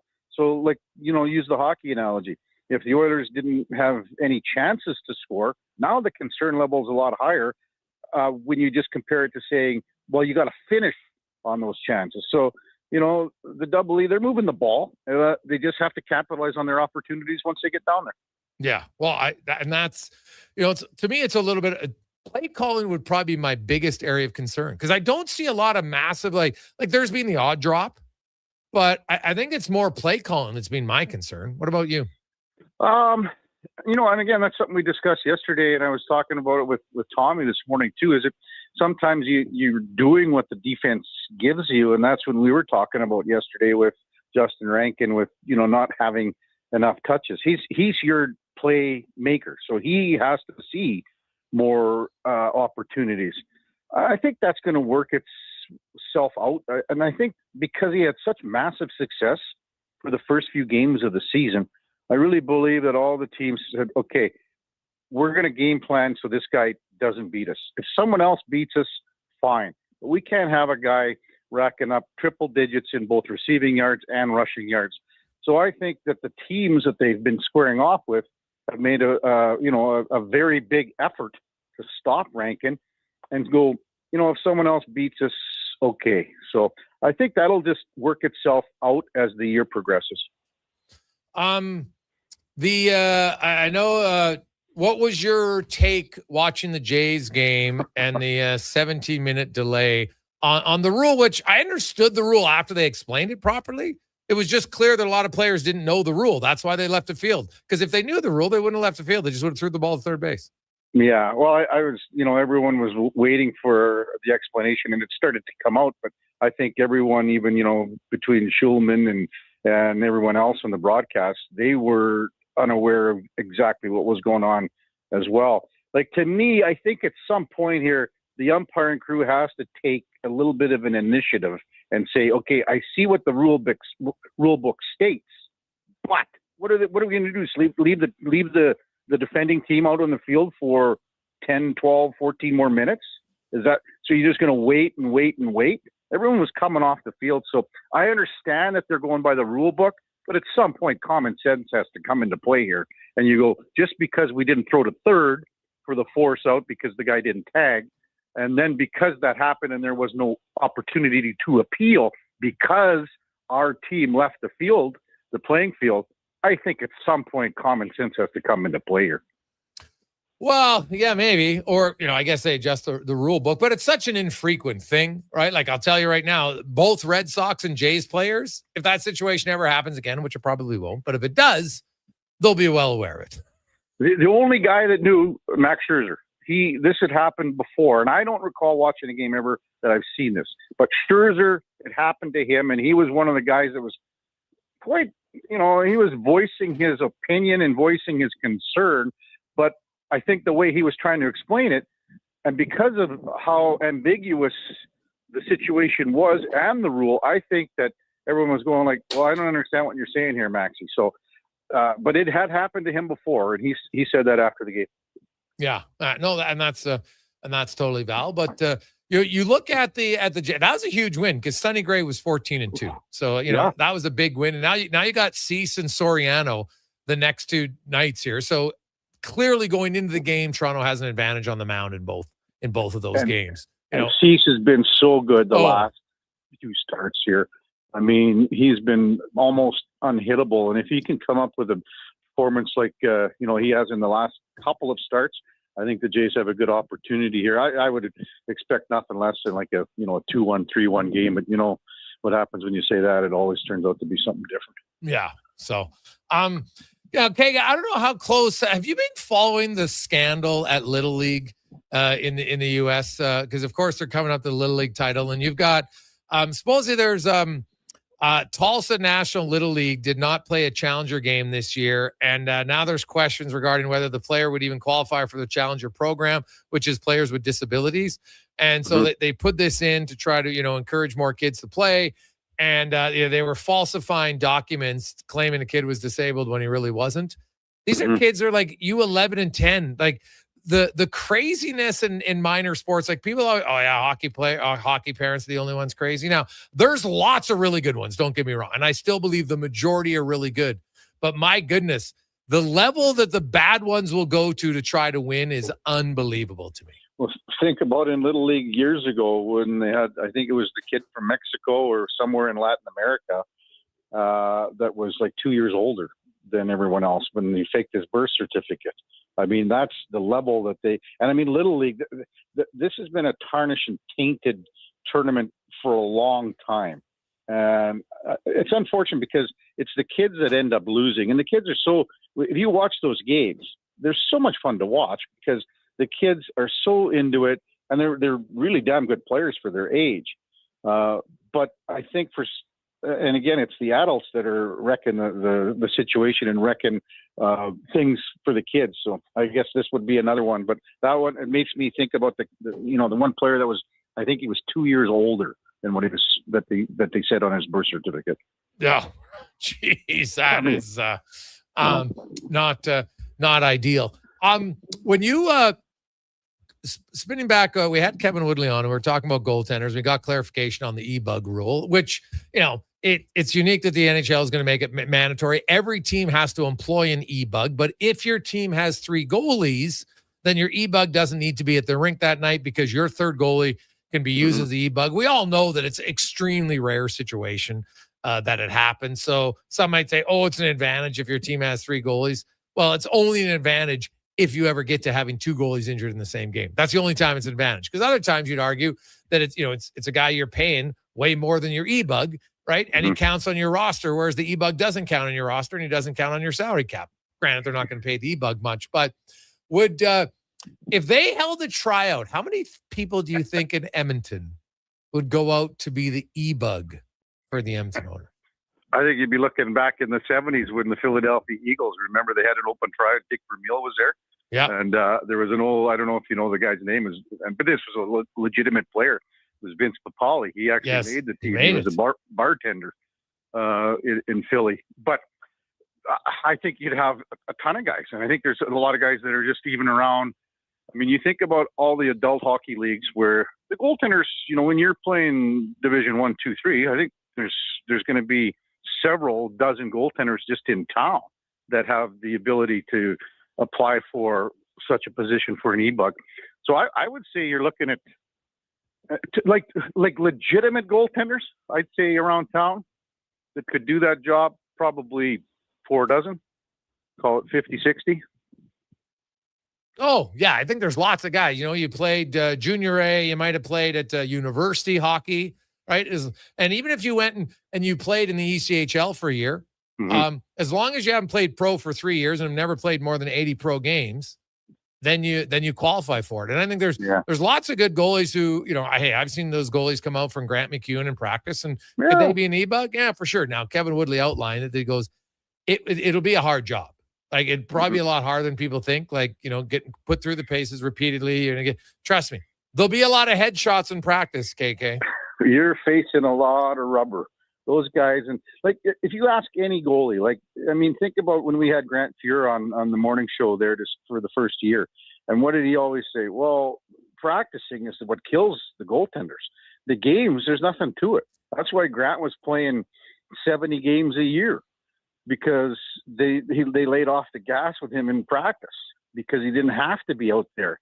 So yeah, these guys, it's like an acquisition that it's a guy that, well, if he gets hurt, it doesn't matter. If he gets pounded, it doesn't matter. We'll just get another one in there. So, but if you look at the practices, that's where the grind is for a lot of these goalies. That's what you see in the playoffs. If you got a goalie that's going hot for, whatever 4, 5, 6 weeks, he doesn't practice at all. And that's the way it should be. I think the goalies, and I think that the goalie workload can be higher. I'm a firm believer that if you don't run your goalies down in practice on a daily basis, you can get another dozen games out of a starter and get him into the upper 50s, into up to 60 games. I don't see that being a problem. It's just when they just blast them in practice every day. That's the thing. That's the thing that wears them out. Well, you get way more shots in practice than you do in a game. Right? Especially now, like goalies aren't even averaging 30 shots against anymore because the rules and everything else, which is fine. And out of those 30 shots, like how many of them are that? Rarely is a guy walking down the pipe, ripping one untouched for 15 feet, right? Exactly. Yeah. So that never happens. To me, if you lessen the workload for your goaltender in practice, you're going to see guys that have the ability to play. Again, even think back when Fuhr was doing that. They were flying commercially. There were so many other things. They had back-to-backs. He played back-to-back, but it's just how you handle your personnel on off days, I think, for goaltenders moving forward, where we can see possibly a goalie or 2 or 3 or 4 up his workload and get up to, a reasonable amount that he's a legitimate number 1 guy playing 60 games a year. And any truth to the are you and Eddie Steele making an appearance the wrestling halftime show this weekend? I haven't heard about it. Is that at Love Pro or what? Well, no, there's Top Talent Wrestling will be there at halftime in Colwell. So Eddie, is Eddie doing it? I don't know if he is. I thought maybe, I just had some people text in that they thought, sometimes in those shows, they just pull out special appearances, right? So I thought I did the one at the Oil Kings game, so that was enough for me. I thought the Master Chief would come in for a special appearance. Fine by me, Master Chief. Bring some cucumbers. You could pull cucumbers out of your pants like Cuban Assassin and just throw them. That would be great. Sounds good. Awesome, KK. We'll talk to you more, buddy. Thanks, Rick. Bye. There you go. It's Kevin Karras filling in this week for Spec. When we come back, Mike Hogan is going to join us, give us an early rundown. Elks' opponent this week is the Argonauts. We'll get a little kind of a midpoint of the season review. Why is Kelly throwing so many interceptions? That's my question. We'll get to that when we return on the Gregor Show, presented by PlayAlberta.ca. At Papa John's, we know it's not just a pizza. It's a family gathering. A happy birthday, a special celebration, or just a sigh of relief at the end of a busy day. For a limited time, get large one-topping pizzas for only $14.99 each on original, thin, or New York-style crust. Use promo code L1499 at papajohns.ca or on the Papa John's app. Get yours today. Better ingredients, better pizza. Papa John's. Come on down to the Brick. The Price is Right live event is on now. Enter in-store for your chance to instantly win from over $1 million in prizes. No purchase necessary. Then shop incredible savings throughout the store, like up to $2,220 off select sectionals, up to 40% off select mattresses, up to 20% off select major appliances, and up to $600 off big screen TVs. Plus, finance with 0% interest and equal monthly payments on qualifying purchases. Hurry in before these offers end August 12th. The Brick, saving you more. Jason Gregor isn't just a sports guy. He's a community builder with over $3 million raised for local charities. And his Gregor Foundation, he's making a difference on and off the air. Check out Gregor weekday afternoons on Sports 1440. Hey, my name is Samantha. I work as an assembly technician for Ford of Canada. What I love about working at Ford is knowing I'm part of something I'm proud to stand behind. And when Ford does something like employee pricing, it makes me even prouder to work here. And that means you pay what I pay. Ford employee pricing is on now. On select 2026 F-150 models, get over $13,600 in total price adjustments. For details, visit your Alberta Ford store or Ford.ca. Does your bank do local? We do. When you bank with Vision Credit Union, you're banking with a rural Albertan cooperative that cares about the community where you live. There's no question. We actively support our rural communities at the local level through charitable donations, volunteerism, local team and event sponsorships, and by returning millions in profit shares to our members every year. Does your bank do that? We do local. Bank with Vision Credit Union. VisionCU.ca. Tap into the fun of Play Alberta's most popular casino games. From the fast-paced spins of Cash Eruption to the retro thrills of Sevens Wild. Online excitement is always at your fingertips. Spin through your choice of popular slots or discover Alberta-exclusive games you won't find anywhere else. Visit playalberta.ca/Gregor to learn more. That's playalberta.ca/Gregor. Must be 18 plus to play. If you gamble, use your game sense. When your project can't afford downtime, call Japa Equipment Rentals. From excavators and wheel loaders to compaction equipment, Japa has the machines you need. Trusted since 1972. Visit japaequipment.com or stop by our Edmonton or Calgary location. Portions of this hour brought to you by Sherbrooke Liquor, the best place for wine, cocktails, and beers from all over the world. Also a variety of excellent non-alcoholic options. See more at SherbrookeLiquor.com. The Jason Gregor Show, the best of Edmonton sports talk and beyond. This is Sports 1440. Presented by PlayAlberta.ca, Alberta's only regulated online gambling website.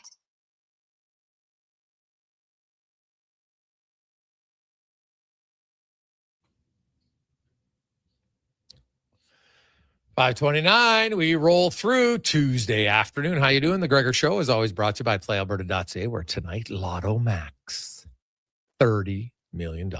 Ooh, that could be good.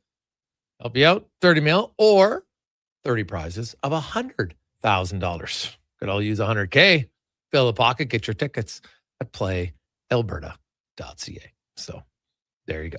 Time now to get to our CFL report, brought to you by Legacy Heating and Cooling, where the rates never change. No overtime charges. That's how you build a legacy at legacyheating.ca. The longtime voice of the Toronto Argonauts, of course, longtime reporter of the CFL, Mike Hogan, joins us. Hoagie, how you doing, my man? I'm good, but you don't phone, you don't write. Hey, man. I know. I've been, you've been busy. Well, you're pretty busy, dude. And hey, the Argonauts are finally at home. You've been on the road the whole time, so they finally get it home. Your chance to see the 15-yard end zone up close. What'd you think? Well, it's not 15 yards, and it's always been the same size since the Argos moved into BMO Field.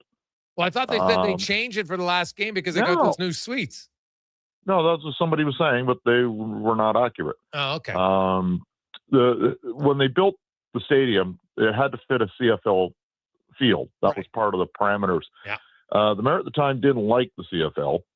So the story goes that he had it built to exactly 110 and 20 and 20, 150 yards with no end zone buffer. So for safety reasons, they needed 2 or 3 yards to put padding up and make sure everybody was safe. So the end zones haven't changed since BMO opened in 2016. So the new suites that they put in, are they just closer to the end zone then? No. Oh. Well, yeah. There were no suites in the end zone, and they're basically built at the front where people could stand and watch the game before. Oh, okay. They took the scoreboard out of there and put up suites. So, yeah, it's always been like that. And Montreal's always had the shorter end zones too in the corners, right? Because they got the track. The way it used to be like that in Commonwealth way back in the day when they had the 25-yard end zone. So, yeah, it's it's a CFL, it's quirky, and that's why we love it. So next year, obviously, it'll be they'll move it to closer. But I'm looking at the Argonauts, and they made it kind of a tough team to read, Mike, at times, because man, they're a high-powered offense, and Chad Kelly can exploit you and throw lots of touchdowns. But then they'll turn around and they throw a lot of picks. Like it's rare to win a game when you throw 4 interceptions, but that's what happened last week for the Argos. So I want to start with what's with all the interceptions? Like, are there a lot of tips and deflections, bad routes, or is he just is he a real risk taker this year? Yes, and yes, probably. I'm not sitting in on film, so I'm not privy to exactly what happens on a pick. There was one last week in particular that I have no idea if it was thrown to the wrong place, if the receiver ran the route, or 2 receivers ran the wrong route, but it was really nowhere near anybody. It was kind of between 2 receivers. So one would think that it was one of the guys ran the wrong route, but I'm not going to sit here and say I know for sure. I think there are times where Chad knows what kind of weapon he has attached to his shoulder. It's a real rocket launcher, and I think sometimes, he tries to make throws that maybe he shouldn't. He's always been a high-risk guy, high-risk, high-reward, and, he had cut down on those where he had 1 interception in 2 games and half of a game because he was injured just before halftime in BC. So, you kind of hope that he had taken that down and they had sorted things out, and then he threw 4 last week. 2 of the games this year he's thrown 4 picks in, and the Argos won both games. So there's that, but it's not exactly the way you want to go out and win a game. You cut down on those turnovers, and they probably blow Calgary out of the barn last week. Yeah. So Argos come in here. Tell me about their defense, the strength of it. How do you see them attacking the offense of the Elks? They were really not good against the pass for the beginning of the season. And then a couple of things have happened in the last 2 or 3 games that's really improved things. One is Sean Lemon is back, and he has 3 sacks in 2 games, and he's kind of revitalized that pass rush. And also maybe a bigger addition is Bubba Bolden, who was let go by Montreal, and the Argos were salivating. He and Greg Quick were together in Montreal last year. Greg, now the defensive coordinator here in Toronto. And he seemed to be like a gift from above, because when they were getting beat, there seemed to be some problems at safety. And there's kind of been a revolving door. Robert Priester was there. He got hurt. Ethan John was in there. He got hurt. He's a rookie, probably not ready to start yet. And then Bolden was dropped into their laps, and he signed like within an hour after being released. And, he's big, he's physical, he's fast. He's like just exactly what the doctor ordered. So they're very stout against the run. I did some math today, so this is probably wrong, but I added up the starting running backs, because I don't know if it's gotten around the league yet, but you have a pretty good one in Edmonton. Yeah. But nobody's really had that game against the Argos. So through 8 games, basically half the season, opposing starting running backs are averaging 4.4 a carry, 52 a game, and have only scored 1 touchdown against the Argos all year. Okay. The only guy that really lit them up on the ground was Trey Ford. He ran for 100 plus against them, just kind of ran wild. But when it comes to starting running backs, they've done a really nice job containing. Couple guys that should be pointed out here because defensive tackles never get pointed out. But Ralph Hawley has been stupidly good on the inside.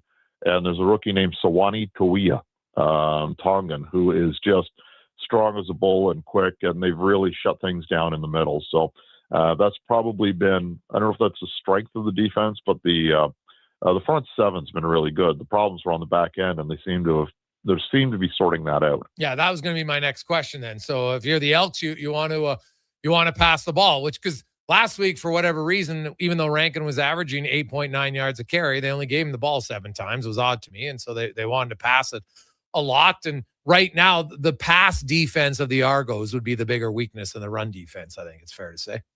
Yeah, it's hard to say, but it's cleaning up, right? I mean, last week, big play VA wasn't big play VA. He was little play VA.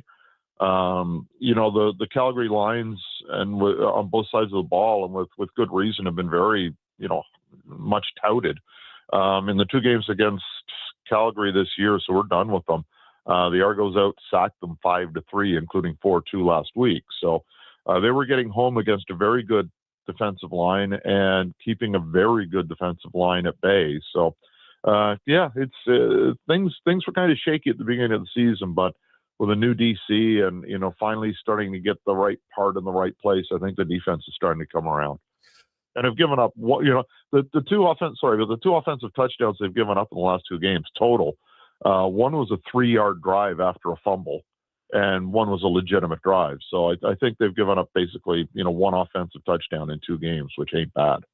Yeah, no, nothing wrong with that at all. So, you look at it like they got Rankin, Cody Fajardo's pretty accurate. They've been good. The red zone's been their problem for the offense. They can move the ball up and down the field, and then they get to the red zone, and it seems to be stall out city.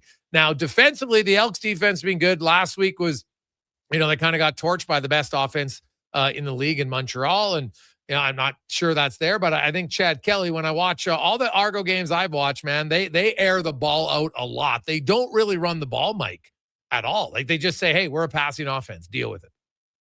Yeah, and what they do is they've been able to hit on some of those runs. I mean, Sam Hicks had a 61-yarder for a touchdown last week, had a 40-yarder for a touchdown. So he's done it in a little fewer and farther between than Rankin did. But, at the beginning of the season, there was Rankin there. You knew once a game you were going to get that. And they're coming close to that with Hicks. But you're right. I mean, this is a pass-first offense. 4 of the receivers right now are on pace for 1,000 yards. He really spreads it around. And the other is a rookie named Tyler Common, who has 5 touchdown catches. So they like to spread it around. Hicks can catch it out of the backfield. But yeah, they have the most passing yards per game in the league, and there's a reason for that. They just love to air it out. So, is there do they attack certain are there certain favorite routes that Coxie and others are running? What do you think Elks fans who are going to the game got to watch for? Coxie's kind of all over the place. He runs drag routes, posts, sidelines. He's really effective on the deep ball. And he's gotten even better this year at yards after catch. He was kind of that guy who would make the big catch and kind of be tackled immediately. And now he's shaking defenders, which is just another kind of, weapon in the arsenal. He's been really good at that. Kelly, the one thing that I like about this offense is most times there's not a primary receiver. It's, okay, here's the play. I'm going to look over. What kind of matchups do we have? Oh, I like that one. He's going to be primary this time. Which a lot of quarterbacks are going to check into, but I think Kelly, for the most part, just looks up there, looks at matchups, and goes, "Okay, let's see if this works." And sometimes that problem, that's part of the problem. He probably gets into trouble sometimes. Is he doesn't read the right matchup, or something goes wrong there in the pre-snap diagnosis. But this is a team that just throws 5 guys out there and says, "Okay, you can't cover all 5 of us. Let's see what you got." Mike Hogan joins us, a longtime reporter and voice now of the Toronto Argonauts. Mike, stop calling me old. Davis Alexander, got a lot of experience. Davis Alexander's on pace for over 6,000 passing yards. You've got 5 other quarterbacks on pace for over 4,800 passing yards. Like this has been one of the most entertaining seasons that I can think of in a long, long time. There's a lot of people that, the 35-second clocks. No, the 35-second clock has made the game better. Yep. No question. You're getting there was nothing worse than watching the referees have the game clock rolling, but holding the 20-second clock. Yes. While, and I use this term affectionately, fat guys waddle in from the sideline. They make the late switch to get the offensive or defensive line switched, and that you're getting 45, 50, sometimes almost a minute off the clock on one play because late substitutions. And there were coaches in this league who were masters of doing that. O'Shea was just brilliant. I mean, he would milk a clock for every second it was worth. Excuse me. And they had to do something. And this is a way to do that. And if you're going to take your time now with the benches being on the on opposite sides, you can kind of cheat with your big guys. So if you need that substitution, you can have those guys a little bit closer to the action. And they're going to have to be if they're going to get out there and get the next play in without taking a delay. I think it's been great. Oh God, man, I love it. And like next year, obviously some different rules, and you know what, we'll see for sure if they all end up being great or not. But the early on, like the rule changes have helped. I think they're speeding up the game. You've got more. I think next year, I know a lot of people think, it's going to lead to way more field goal attempts. I'm like, I think we're just going to see teams gambling on 3rd and short more often. Yep. And it eliminates what happened in the Edmonton-Toronto game last year with the benches on the same side when Dinwiddie went after somebody and kind of trash-talked them after the game was over because he was getting heckled the entire night. So, you take that out of play where you can have those post-game skirmishes when they're right side by side. So that's worked out. That's another kind of, I think, added bonus to the benches going on either sides. Yeah, no, that's fair. Lastly, Mike, when you look at how healthy is Toronto right now overall? Pretty good. I mean, they had some problems. They lost a couple of defensive ends in back-to-back games and then went, okay, what's Sean Lemon's phone number? And he's come in and surprised. That's been the big one, really, has been the defensive ends. Other than that, it's pretty good right now, touch wood. And a couple of long-term ones, Robert Priester tore his Achilles a couple of games in. So, they've been able to replace him and did with Bolden. So, relatively speaking, touch wood, this is a pretty healthy unit. Mike, great to catch up with you, buddy. We'll see you at the stadium this weekend. Will do. See you, pal. There you go. That's Mike Hogan joining us from Toronto. A quick final break. We'll come back, wrap things up. Gregor, Hallie, Kruger, Sports 1440, sports1440.ca. It's a Gregor Show presented by PlayAlberta.ca. Legacy Heating and Cooling is your #1 air conditioning company. So when you can't take living in oppressive heat any longer, call Legacy. Call Legacy. If your hot, sticky sheets keep you up all night, call Legacy. Call Legacy. If you've decided that you deserve to be cool and comfortable, call Legacy. Call Legacy. And with no payments, no interest for 1 year, it could only be Legacy Heating and Cooling. It's Dollar Drink Summer at McDonald's. Sip on a refreshing small fountain drink or a small iced coffee for just $1 each plus tax, all summer long. Only at McDonald's. Excludes flavored and cloud iced coffees. At participating Canadian restaurants. Taxes extra. Prices exclude delivery. At GS Construction, we won't quit until we find a way to get the job done. And the right person makes all the difference. We're looking for our next superintendent, an experienced leader ready to take on the role. Because while GS Construction is building the water, sewage, and drainage systems Edmonton communities rely on, the superintendent is building up the team. If you know how to keep a job site safe, productive, and moving, we want to hear from you. Visit gsconstruction.ca/careers today. Ford employee pricing is on now, and you pay what we pay on virtually our entire lineup of Ford vehicles. Visit your Alberta Ford store today. For over 60 years, the folks at Diablo Boots have been selling the best Canadian-made boots. Handcrafted in Winnipeg, Canada West makes the best quality cowboy, biker, and work boots for Diablo Boots with replaceable soles and heels. Why buy cheaper quality like Ariat, Justin, and Red Wing made in China when Canadian-made is better? Support Canada's workers and Diablo Boots for the best boots. So save on boots by Save On Foods. That's Diablo Boots, 3340 Gateway Boulevard on the east side of Save On Foods. Canada West and Diablo Boots, the two best names in the boots business. Ford employee pricing is back at Nisku Ford. Pay the same as Ford Motor Company employees. Plus, get the benefits of being a Nisku Ford customer. You'll have the best selection of new Ford vehicles from our great lineup of SUVs, from Bronco Sports and Explorers right up to the Ford Expedition, and Ford trucks from the Ford Maverick, Ranger, F-150, and Super Duty. Ford employee pricing is the biggest event on the Nisku Ford calendar. But hurry, it won't last forever, and inventory is limited. Take advantage of employee pricing today at Nisku Ford. Above expectations.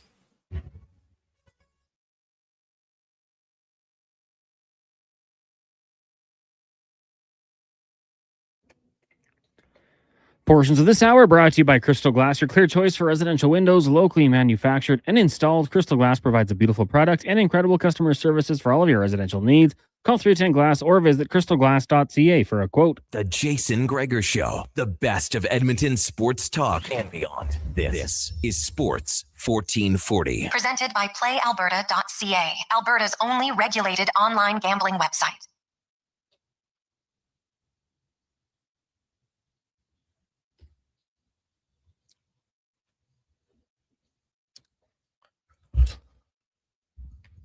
Jay's game, you can listen to it at the conclusion of our show in about 12 minutes' time as they are taking on Boston. It is 1-0 Boston right now going into the bottom of the third. Now, I know we were on live, but I thought Cease walked a guy, but the fourth ball would have been a strike if Kirk challenged it. But I didn't challenge it. They just called the ball, even though it was clearly a strike. So there you have it. And then that ended up coming around and scoring the only run of the game. Hey, Greg, regarding the Double E red zone, they don't have anyone who can do Tommy Stevens' thing. That's a big problem. If you had someone like it, it'd be a big asset. Even on third and short, we're having lots of problems getting the yards we need.